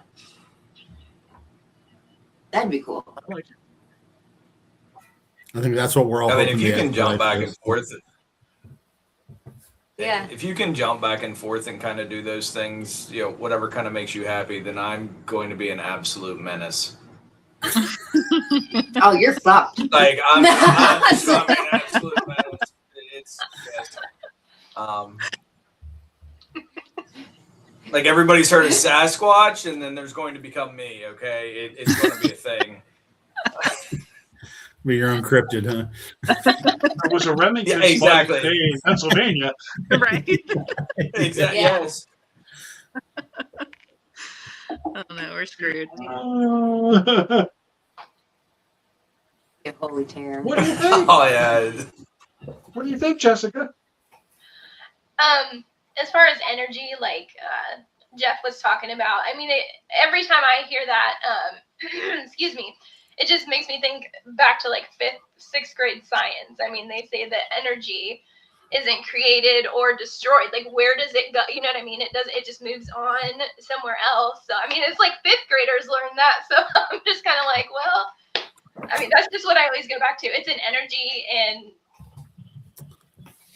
when we can pick it up, maybe people are more sensitive to it too. You know what I mean? I mean, there are the people that talk to them, and I wish I was one of them. But I don't know. It just 5th grade science for me. And you know, it's actually as simple as that. People have all these long-winded explanations for everything, but if you go back, they taught us all this. Mm-hmm. It's elementary, really. It really is, and people just don't. They want to have their own decision, own discussion on it, and their way is the true answer. Mm-hmm. Yes. And nothing you guys said was out of the ordinary. I think everybody said pretty much the same thing, that the possibilities are endless, really. Is there a super highway we can go back and forth? Do only certain people have the ability to reach others? Is it because there's unfinished business? Is it because something, whatever the reason? And I think that most spirits are here for a reason. So Deb's answer to this is, I believe most spirits in the afterlife stick around to right their wrongs. That's really good. Or at least to try to figure out what they have missed before they died. I think that some spirits in the afterlife aren't quite finished being total jerks, not finished loving what they're doing, or need to rectify that within. Mhm. And I would say it's simply unfinished business. Sometimes, and I truly believe this, sometimes they just don't know that they passed on, Mm-hmm. and they don't know where to go, and they don't know what to do, and you know, somebody that is not into paranormal once said to me, "How do you go into these places with these tormented souls and not help them move on?" And I think about this a lot, but most of the places that I've been, these spirits are happy to be there. Mm-hmm. I can tell you, the Octagon House, those spirits are living their best life. They love it there. I can feel it. They tell me that. Um, I would never want them to be moved from there. Um, but you always get help me or help or something along the line, and it's not our property, so it's not up to us to do that. And Deb just said it's not up to us to move them on. But as a human being and somebody that cares about other people, yeah, I mean it's definitely something you got to think about. If you can help somebody move on and stop the torture for them, would you want to? Mm-hmm. But again, you can't cross that line of somebody else's property and say, I'm going to send these spirits out. I would never do that. No. And we've done a few residentials that they've asked us to help move spirits on, and we've done that, and it's helped the people that were there. But you can't just walk into Waverly Hills and be like, well, we're sending everybody out of here. Holy moly, you'd have a lawsuit like you wouldn't believe. Oh, could you imagine? Ugh. Yeah, that'd be bad. But yeah, I think that they're here for a reason. And sometimes the reason is they just don't know Mm-hmm. that they passed. Mm-hmm. And even though we're like, do you know you passed? Do you know when you passed? How did you pass? Um, you don't get a lot of answers to those questions. Sometimes you do, Mhm. but I feel like there's a lot of spirits that just don't know where to go or what to do. True. Do you think we'll Yeah. ever know the answers to these questions? I mean, I think when we pass, we're going to know the answers we'll immediately. know when we pass. Okay, that's I see Yeah. that. Yeah.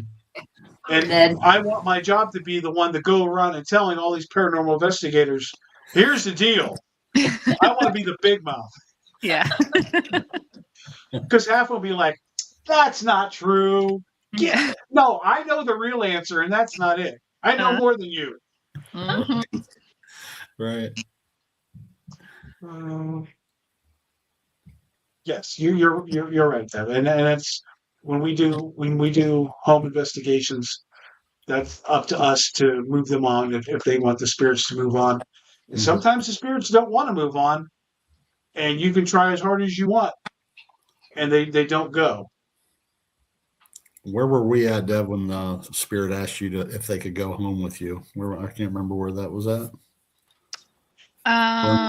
Maybe, yeah. That was at where were we? Oh, that was at Roni's Point. Yeah.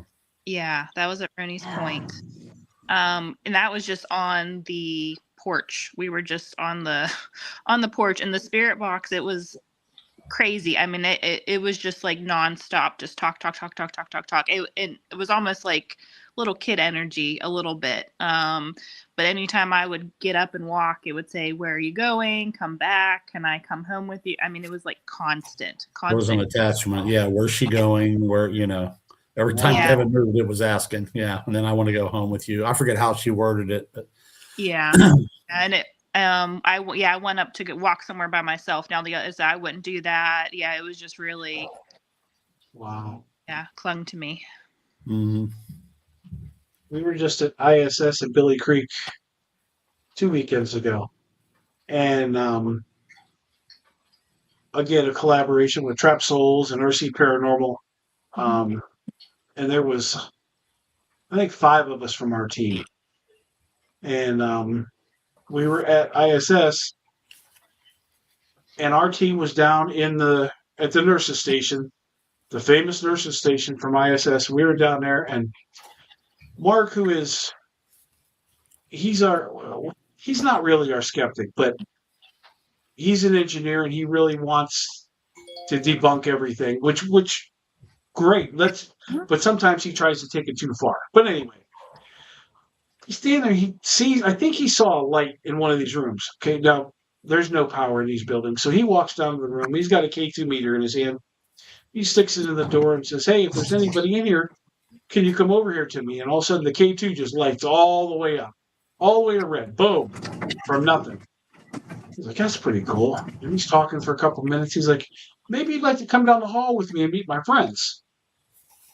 So he'd walk a little bit and stop, and you see his K2 meter turn off. And then he'd like wave his hand around a little bit real slow, and all of a sudden, whoop, it goes all the way up again. And he did this all the way to us, and it just followed him up the hallway, right? So we messed around with it for a little while. And then everybody decided to go their own way and do something different. Well, Deb, myself, and Megan, we decided to go up and take a break up to the visitor center. There's electric up there. There's a bathroom up there with an air conditioning. It was insanely hot. So we go up there and we decide to do an Estes. So I go all the way in the back room. I shut the door and I sit on the couch. And they're asking questions. And I don't know, a few minutes into it, all of a sudden, I hear, "Hi, Mark." That's weird. And then and I don't remember word for word what it is. I've got it on the live and I need to download it. But then it said Mark's name a couple times. And it felt like it was almost flirting, like flirtatious, right? Mm-hmm. So when the Estes finally ends, and I come out, and of course there's Mark. He showed up right when I said, "Hi, Mark." Oh, wow. And Mark and his daughter were there. And they too felt that this was very flirtatious. And Mark's daughter says, "You know he's married." And I answered and said, "I don't care." So I mean, it was really weird. Like it followed him around all night. Yeah. Oh wow. And Mark's not one to get freaked out about anything, and he wasn't like really freaked out, but he was freaked out. Yeah. And so when we was getting ready to pack it up and call it a night, I'm like, "Do you want me to sage you?" And he's like, "Yep." Megan's like, "I've got holy water," and I said, "I do too." Mhm. He's like, "Yep." Just to be on the safe side. So we gave him the holy water, we gave him the sage, we did the whole gamut on him, and all of us, just so nothing followed him. But I've Mhm. never seen anything follow somebody around like that and only interact with him. Right? Usually spirits don't do that, but this spirit was like tractor beams on Mark. It was Yeah. just all about Mark. And that was really, really crazy. And when I come out of that Estes, I was just thinking, man, what is about Mark tonight? And then I Mhm. go out there and he's standing there. I'm like, oh, that's why we're saying hi, Mark. Mhm. And it was really, really interesting that whole thing. And I've never seen anybody get flirted with by a ghost. Oh wow. That's crazy. We rented this little haunted jail, right? We slept in this haunted jail all weekend. Everybody got their own jail cells, big beds in the jail cells. And when you go in, you can sign the wall, right? Put your name on the wall, write a little story on the wall, whatever. And Mark's jail cell had all these very explicit things of so and so did this and so and so. And I was like, what the hell? So before we left, and I'm like, oh, you taking your girlfriend back to the jail cell with you? I'm like, oh, you got a succubus. So, we joked about it the whole way back, and then he goes to sleep. But when he got up the next morning, I'm like, well, did you get lucky last night? He's like, no. I'm like, damn it. I thought for sure you'd get up this morning and say you had the time of your life. My wife would have killed me anyway. I'm like, well, but we had fun, right? Like the scary movie. Yeah.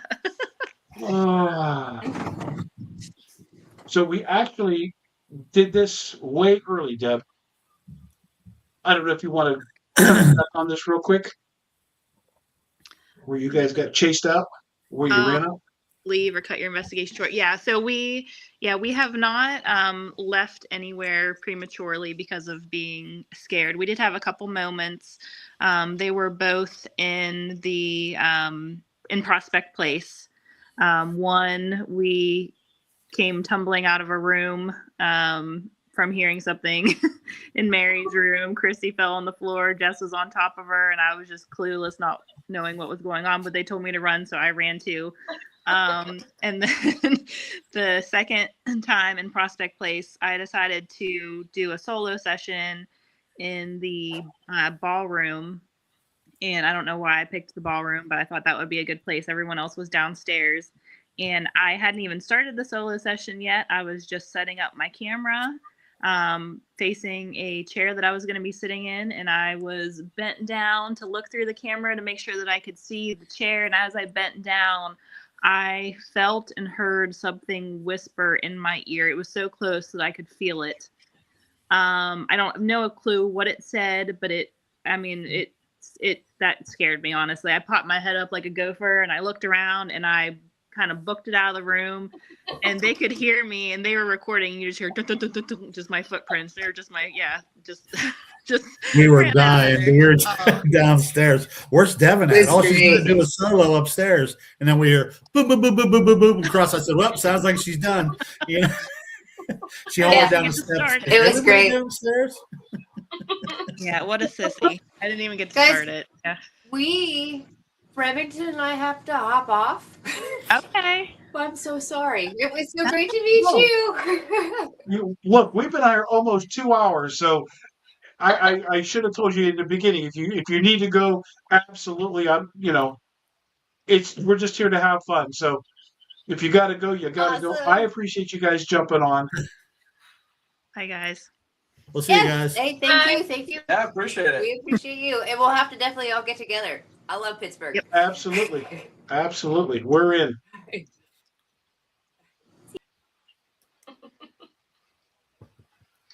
Yeah, I usually plan for 2 hours for these things, but sometimes you just get rolling, and I mean, I get up at like 3:30, Now I can't hear 3:45 him again. for work. Oh no, what's going on? Huh? Oh no. Got to boot her out again. Can't hear any of us, Undo. I can hear everybody but Nacho. Wow. Weird. What is going on? Oh, let me try to get out. Guys, really? Are we going to do this again? So I don't know if you just noticed a minute ago, I went like this. I It did. felt like somebody was sitting here playing with my hair, and I that's. saw that. I'm like, they're usually very tame, but tonight they seem like they're wound up. She's typing. Let me go over to the private chat. Oh, she's gone. She's gone again. Oh She'll no. be back. She'll be back.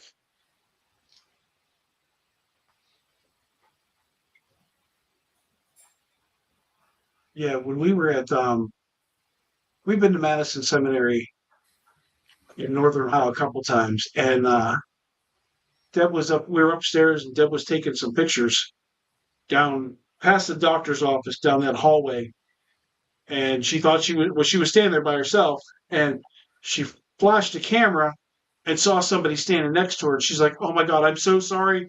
I should have told you I was using the flash. I'm going to take 2 more pictures." And she took those pictures. And then when she's like, "I'm really sorry. I'm sorry that I didn't tell you." And then she shines her flashlight and there's nobody around her. Nobody there. Oh wow. And she's like, "There was somebody there." And I'm like, "Yeah." Oh wow. Heard a lot about Madison Seminary, but yeah, we've not been there. And that's another one, man. So and I don't know if she said doctor's office. So up on the top floor, Mhm. and the doctor doesn't like being called a doctor. He likes to be called the surgeon. He prefers to be called a surgeon. And I'm not one to ever really instigate with spirits, but for some reason, this day I'm just like, yeah, I think we're going to go up to the doctor's office. Yeah, I said it, the doctor's office. And so we went up, and I was sitting on the doctor's chair. I think we were doing anesthesia, and I got like kidney punched. oh wow. Like it got me out of the chair. I was almost in tears. I'm like, what in the world is going on? I'm like, okay, we got to take a break. I mean, it was just, Wow. it was crazy that night. That is crazy. And I'm almost certain that was the same night, because the other night that we were there was when it was like 11 degrees in the building. We've been pretty fortunate. We haven't hit any of them yet. We try to find the places that are heated. It won't let her back in. Come on, guys, let her back in. We're almost done. Give us 10 more minutes. I've got one last question to ask.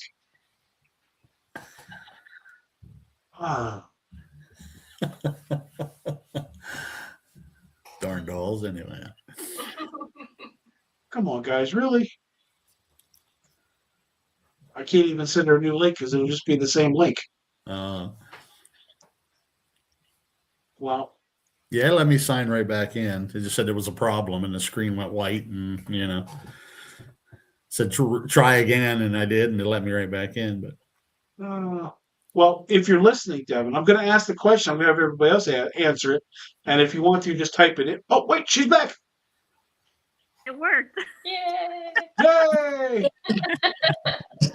Weird. Well, I said, give me like 10 or 15 more minutes and we'll be done, because I have one question to ask, and then you guys can have the floor and say anything that we didn't cover that you want to say or whatever. But this one is bucket list places. If you could go anywhere in the world, money is not an object. What are your top 2, 3, 4, 5 bucket list places that you want to investigate? Ooh. Well, one, and it's not very far from us, is Waverly Hills, and that's so doable. I mean, but we have not been there. The other one is, and I'm drawing a blank on the name. It's an island. It's in Italy, and it was a tuberculosis hospital area that's just completely shut down. You know what I'm talking about? Yep. Yeah. Where they That will probably come. plague. Yep. Like, They yeah. put people that have Yeah. plague and everything. Yeah. Yeah. Yeah. That's one where you see all the That will- masks, the long mask with the nose on it. Yep. Oh, I should know the name of that too, and I can't think of it. It's something with a V, I think. Something, yeah. No, I thought it had a P, so we were enough letters will eventually hit it.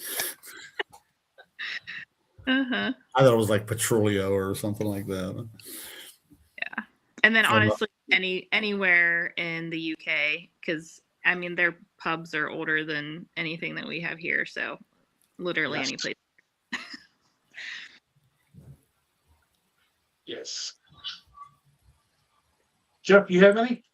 I'm gonna go with Devon and say Waverly. That's definitely one I hear a lot about. And Madison Seminary, like you guys were talking about, I was gonna say we've heard a lot about that place too. It's a good one. Again, it's not, that's doable for us. It's not like, it's too far. And yeah, I was gonna say any trip to Scotland or Ireland till the castles. And yeah, I don't know any of them specifically by name, but yeah, I would There just you go. love It's to Ireland and Scotland regardless. Poveglia. Yes. Yeah.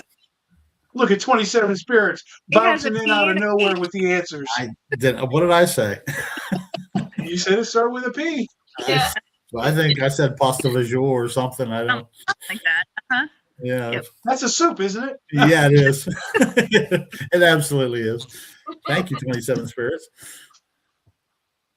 What had the P in Sneak the in end? to save the day.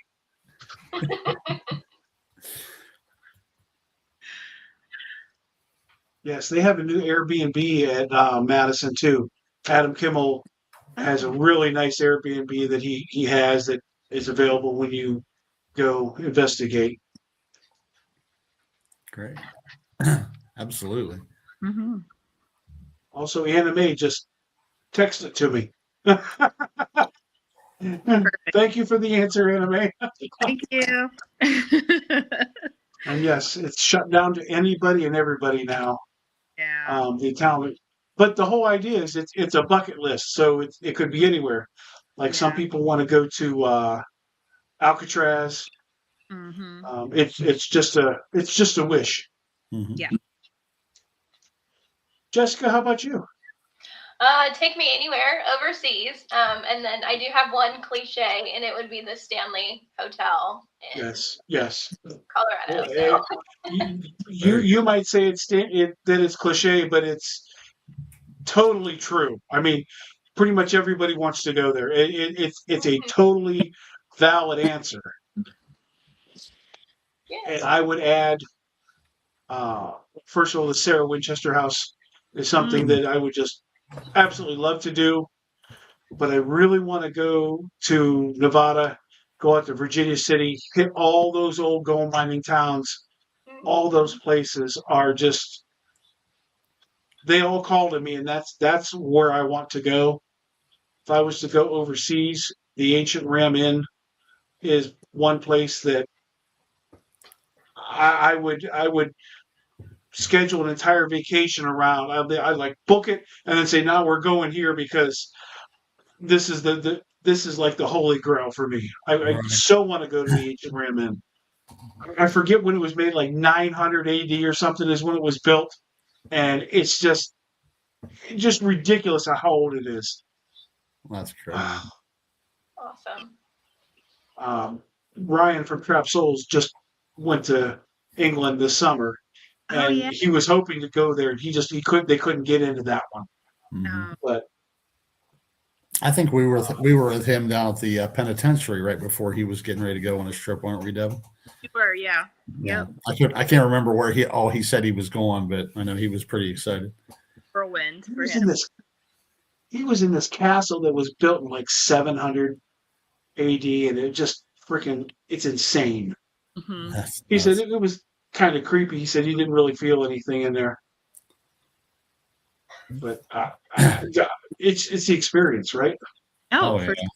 Crazy to think they have pubs over there that are twice the age of our country, you know.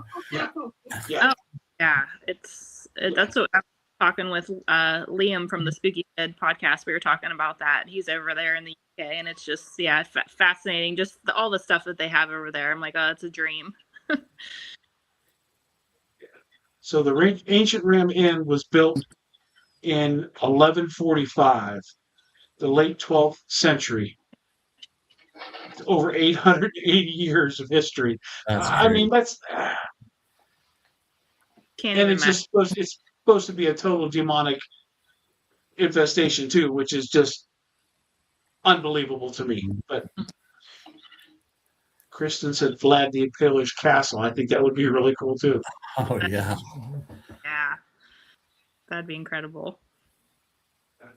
There are so many places.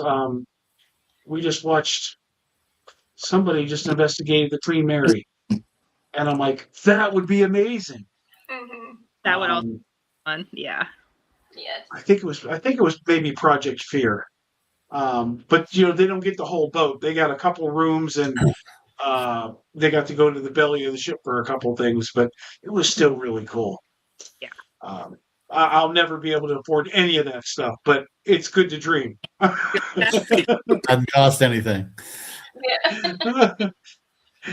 Once I get like my friend Damien, the 27 Spirits, he's going to be a big YouTuber, and he's going to be rolling in all this money. And when I retire, hopefully he'll take me on some excursions with him.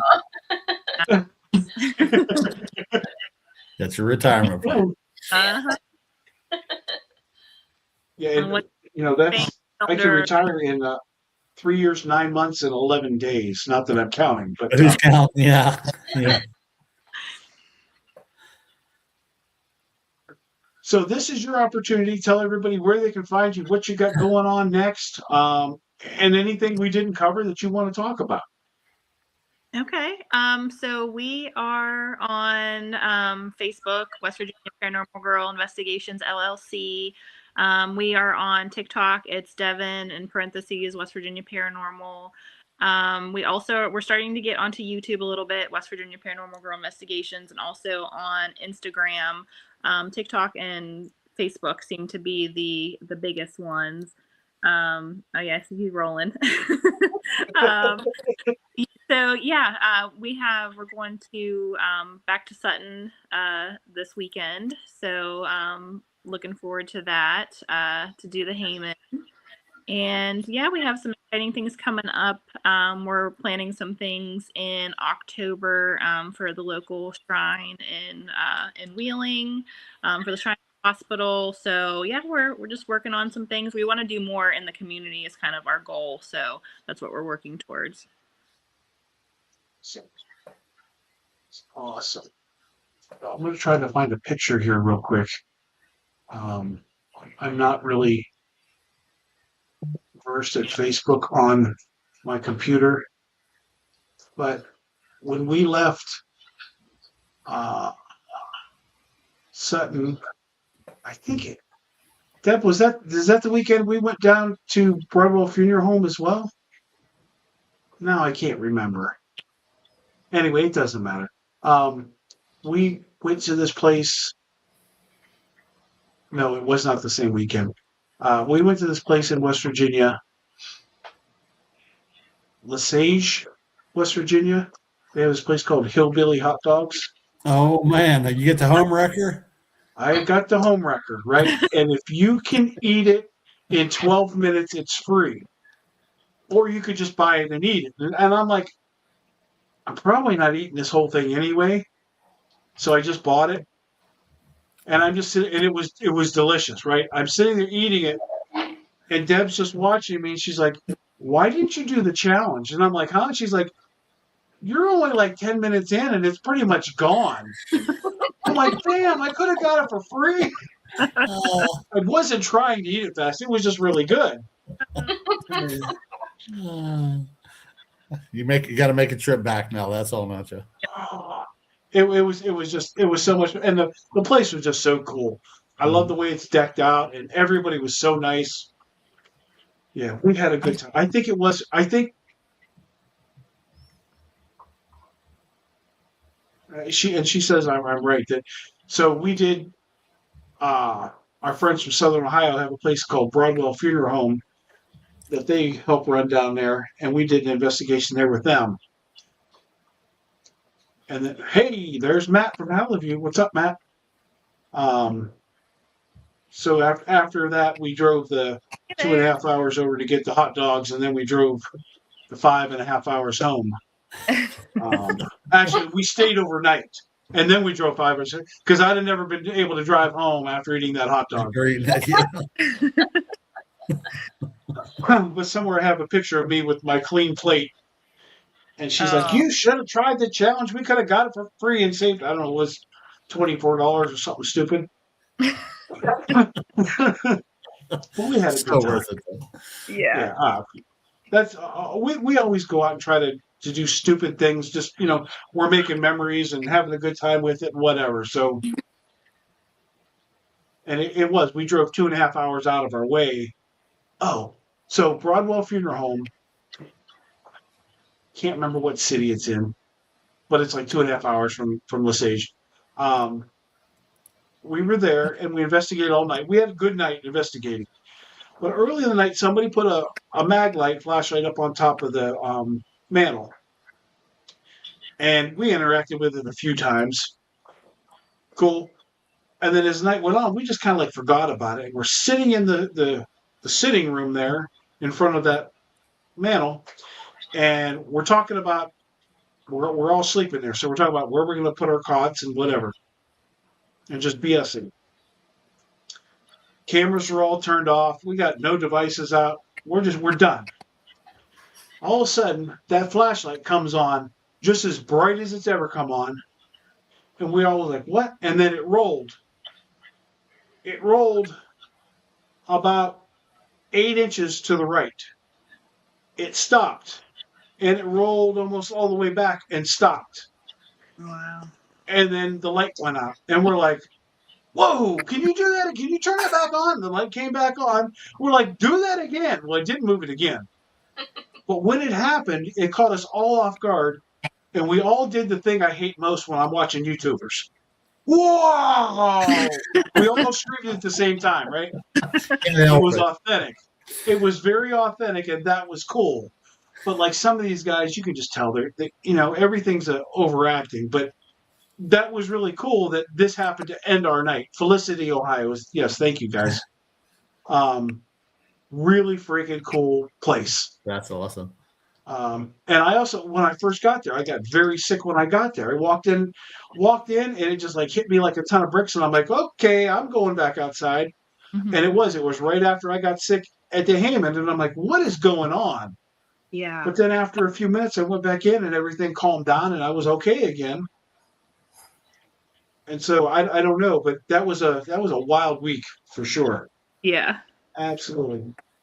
So Broadwell Funeral Home in Felicity is another one to add to your list if you guys get a chance, because it's a cool place. Write that down, Scribbles. Yeah. Scribble that down. But yes, if if we can work it out for next year, definitely let's do something together for sure. Please. Yeah.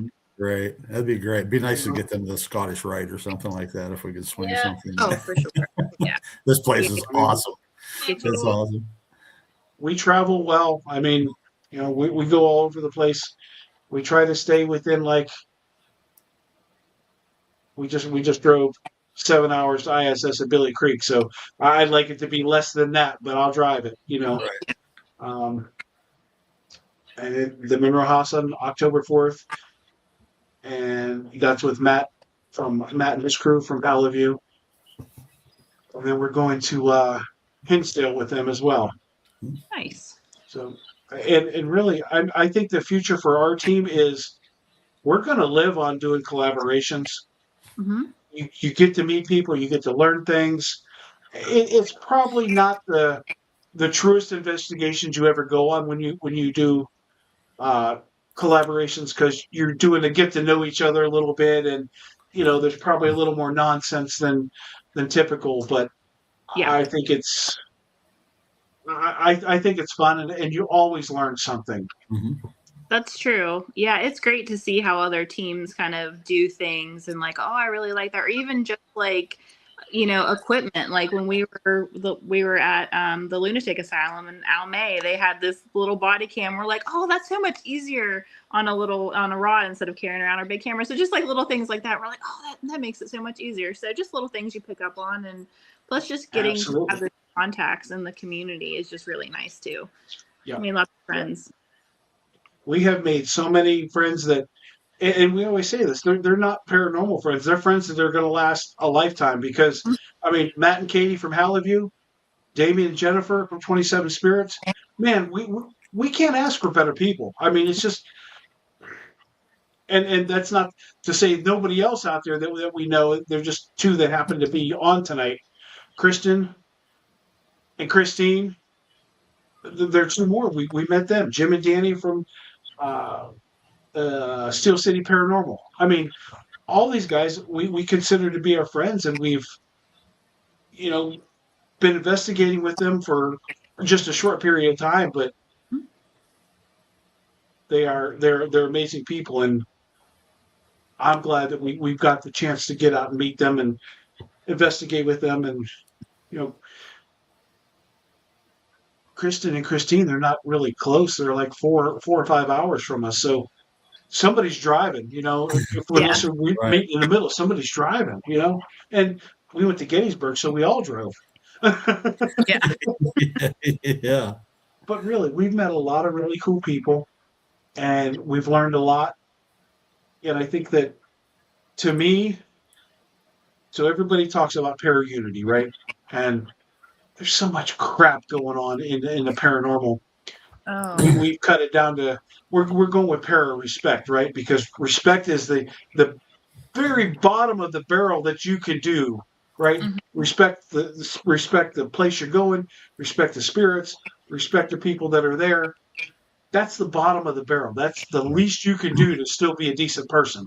Mm-hmm. And so, we're looking at that for a lot of these teams, and just do enough to be okay, Exactly. Yeah, well put. That's exactly right. And it's terrible that it's got to be like that, but we Yeah. we want to hang out with like-minded people, and that's our circle. Look, we just had a Facebook post. I think it was yesterday or today. 2 years ago, I think we hit 300 followers. We have over 8,000. We're almost at 8,100 now.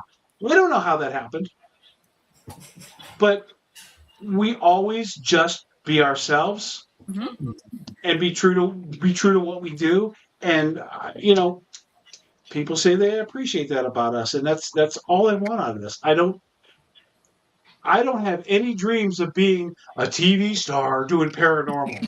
I don't have any dreams of having a worldwide podcast where I'm making thousands of. I think last month we made $2.30 off of Facebook, and we have 4 subscribers to our channel paying $1 each, and we didn't even make $3. Okay, we're not doing this to make money.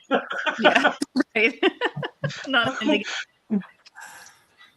I do the podcast so that I can meet people, so that other people that are our followers can meet people and follow them. I mean, it's just we're building a community, and that's really what I want from this. Is I want to build a community of like-minded people and investigate with all of them.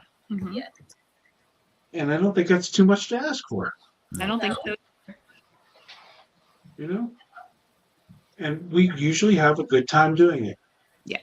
So one thing I've learned this year is we go to all these places, right? And we always tell them who we are. Here's my name. I'm here to communicate with you tonight. I'm not here to harm you. I want to learn your story, blah, blah, blah. Beginning of the year, I had all these problems with my videos. I would get audio and no video. I'd get video and no audio. And it was getting frustrating because I would take 3 cameras and set them up, and I'd get nothing off all 3 of them. And we were somewhere, And at the end of the night, I checked my cameras and I'm like, I don't understand. And somebody said to me, did you ask permission to film and record? I said, huh? You're in their house. Did you ask permission? Huh. Never thought of that. So Yeah, now we I have. go in and I ask permission. I've never had a problem since. Knock on wood. There we go, Respect. Dad. Asking permission. Yeah. I mean, it's part of being respectful, right? I mean, obviously you can't think to ask for everything, but you're going to somebody else's house. True. Hey, can I record? Mm-hmm. Yep, that's so true.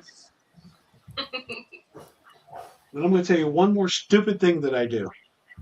And I don't know how I started this, but I started it 2 years ago before we went to the Doss house. I started having dreams about the Doss house before we went. It was a new location opening up.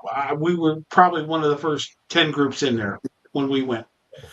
And I didn't even realize we were that early in it until a couple of days ago. I'm like, wow, we were that soon into there? So I was having dreams of this place, and something was coming at me in the middle of the night, and it was giving like one word a night, and it was something like I'm waiting for you or something, and I was kind of like, what in the world is going on? So again, this head of mine, the day we were going, I'm like, I'm gonna go get my spirit box and my headphones and sit down here in my chair, and I'm gonna just think about the Doss house. Now I didn't know anything about it, didn't know what it looked like. I had no preconceived notions of what it was, but I just sat here and I thought about the Doss house, and every word I heard through the spirit box, I wrote down. And I think I did it for 15 minutes. It was either 10 or 15 minutes. I still have it saved in my phone. But when I got done, I went back and I read it, and I'm like, I don't know if this makes any sense or not. But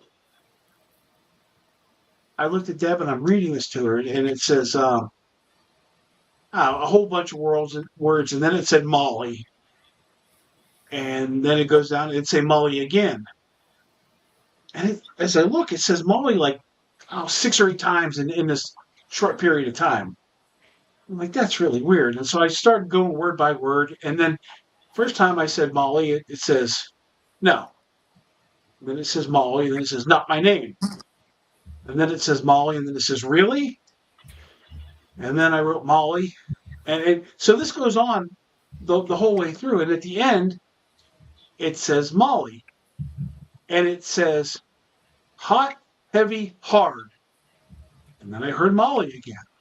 And then it says, I can't remember if it was goodbye or done, but that was the end. So I called it at that.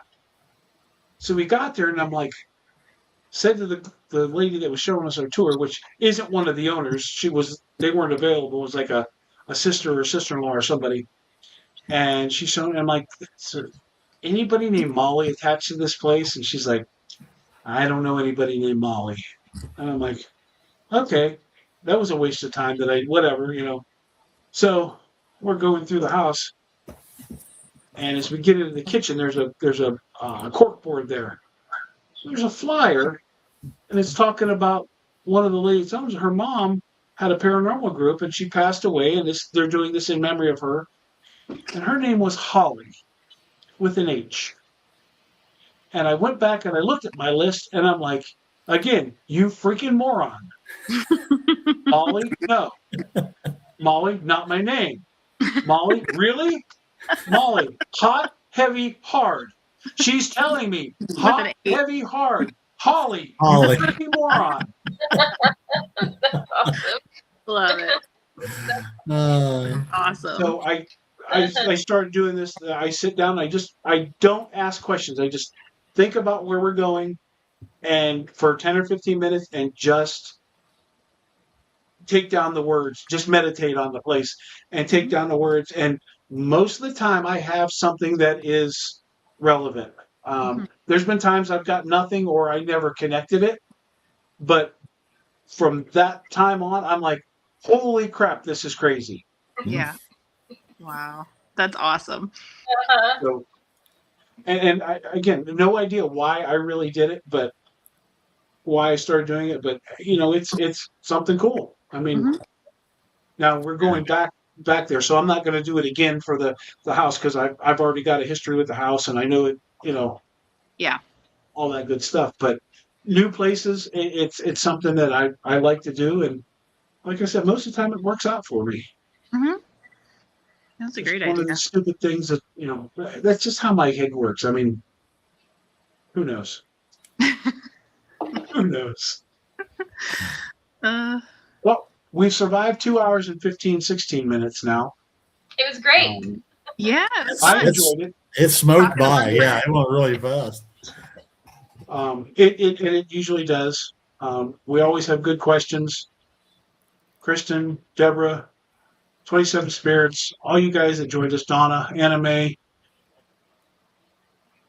anybody that I just missed briefly going over, thank you guys for joining us. I appreciate you Thanks. spending over 2 hours with me. Oh, Yeah, thank you and guys. cookies are done and they are delicious. Deborah's upstairs baking cookies. Mhm. And thank you to your dolls for letting me come back on. Yeah, I don't know what's up. And I don't know if you were still on or if you'd been booted off. I was sitting here and I went like this. I saw Something that. was playing with my hair. Yeah. Just friends. Yes. Crazy stuff. But you guys always welcome back. Anytime you want to come on. Right now I'm about the next 2 months are already filled. I try to stay a couple months ahead, but if you got something special coming up that you want to talk about, or you had a cool investigation that you want to talk about, something you want to share, some video or audio files, reach out, let me know. We'll get it figured out. If now that winter's coming, I also do a Sunday fun day. It's like 11 o'clock on Sundays. Mhm. People stay home in the wintertime. Yep. Summertime, nobody's home on the weekends. But we do Sunday afternoons, Monday and Tuesday nights. This podcast is supposed to be one night a month. And now it's 8 nights a month plus a Sunday here and there. And it's turned into this big monster. Hey, Jeff, how are you? But yeah, if you want to, anytime you want to come back on, let me know. Thank you so And much if you for need having to, me. It's been a blast. we need to make a special night, like a Wednesday. We do that too. I don't care. All right. We'll do it. So, Sounds good. but Jessica, it was nice meeting you. Yeah, you too. Thank you.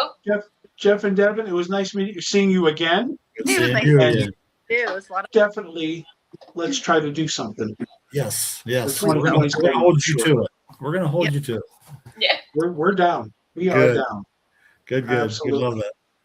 All right, you guys get to listen to my really cool outro song.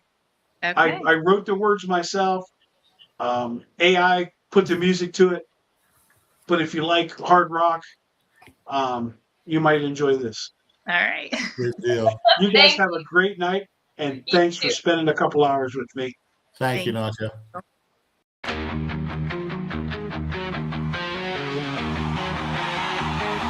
You're not alone. Midnight signal breaking through the noise. Shadows got a voice. You don't got a choice. We're diving past the edge of what you thought was normal, where the silence screams, welcome to the portal. Step inside, yeah, you cross that line. This is where the strange comes alive. The other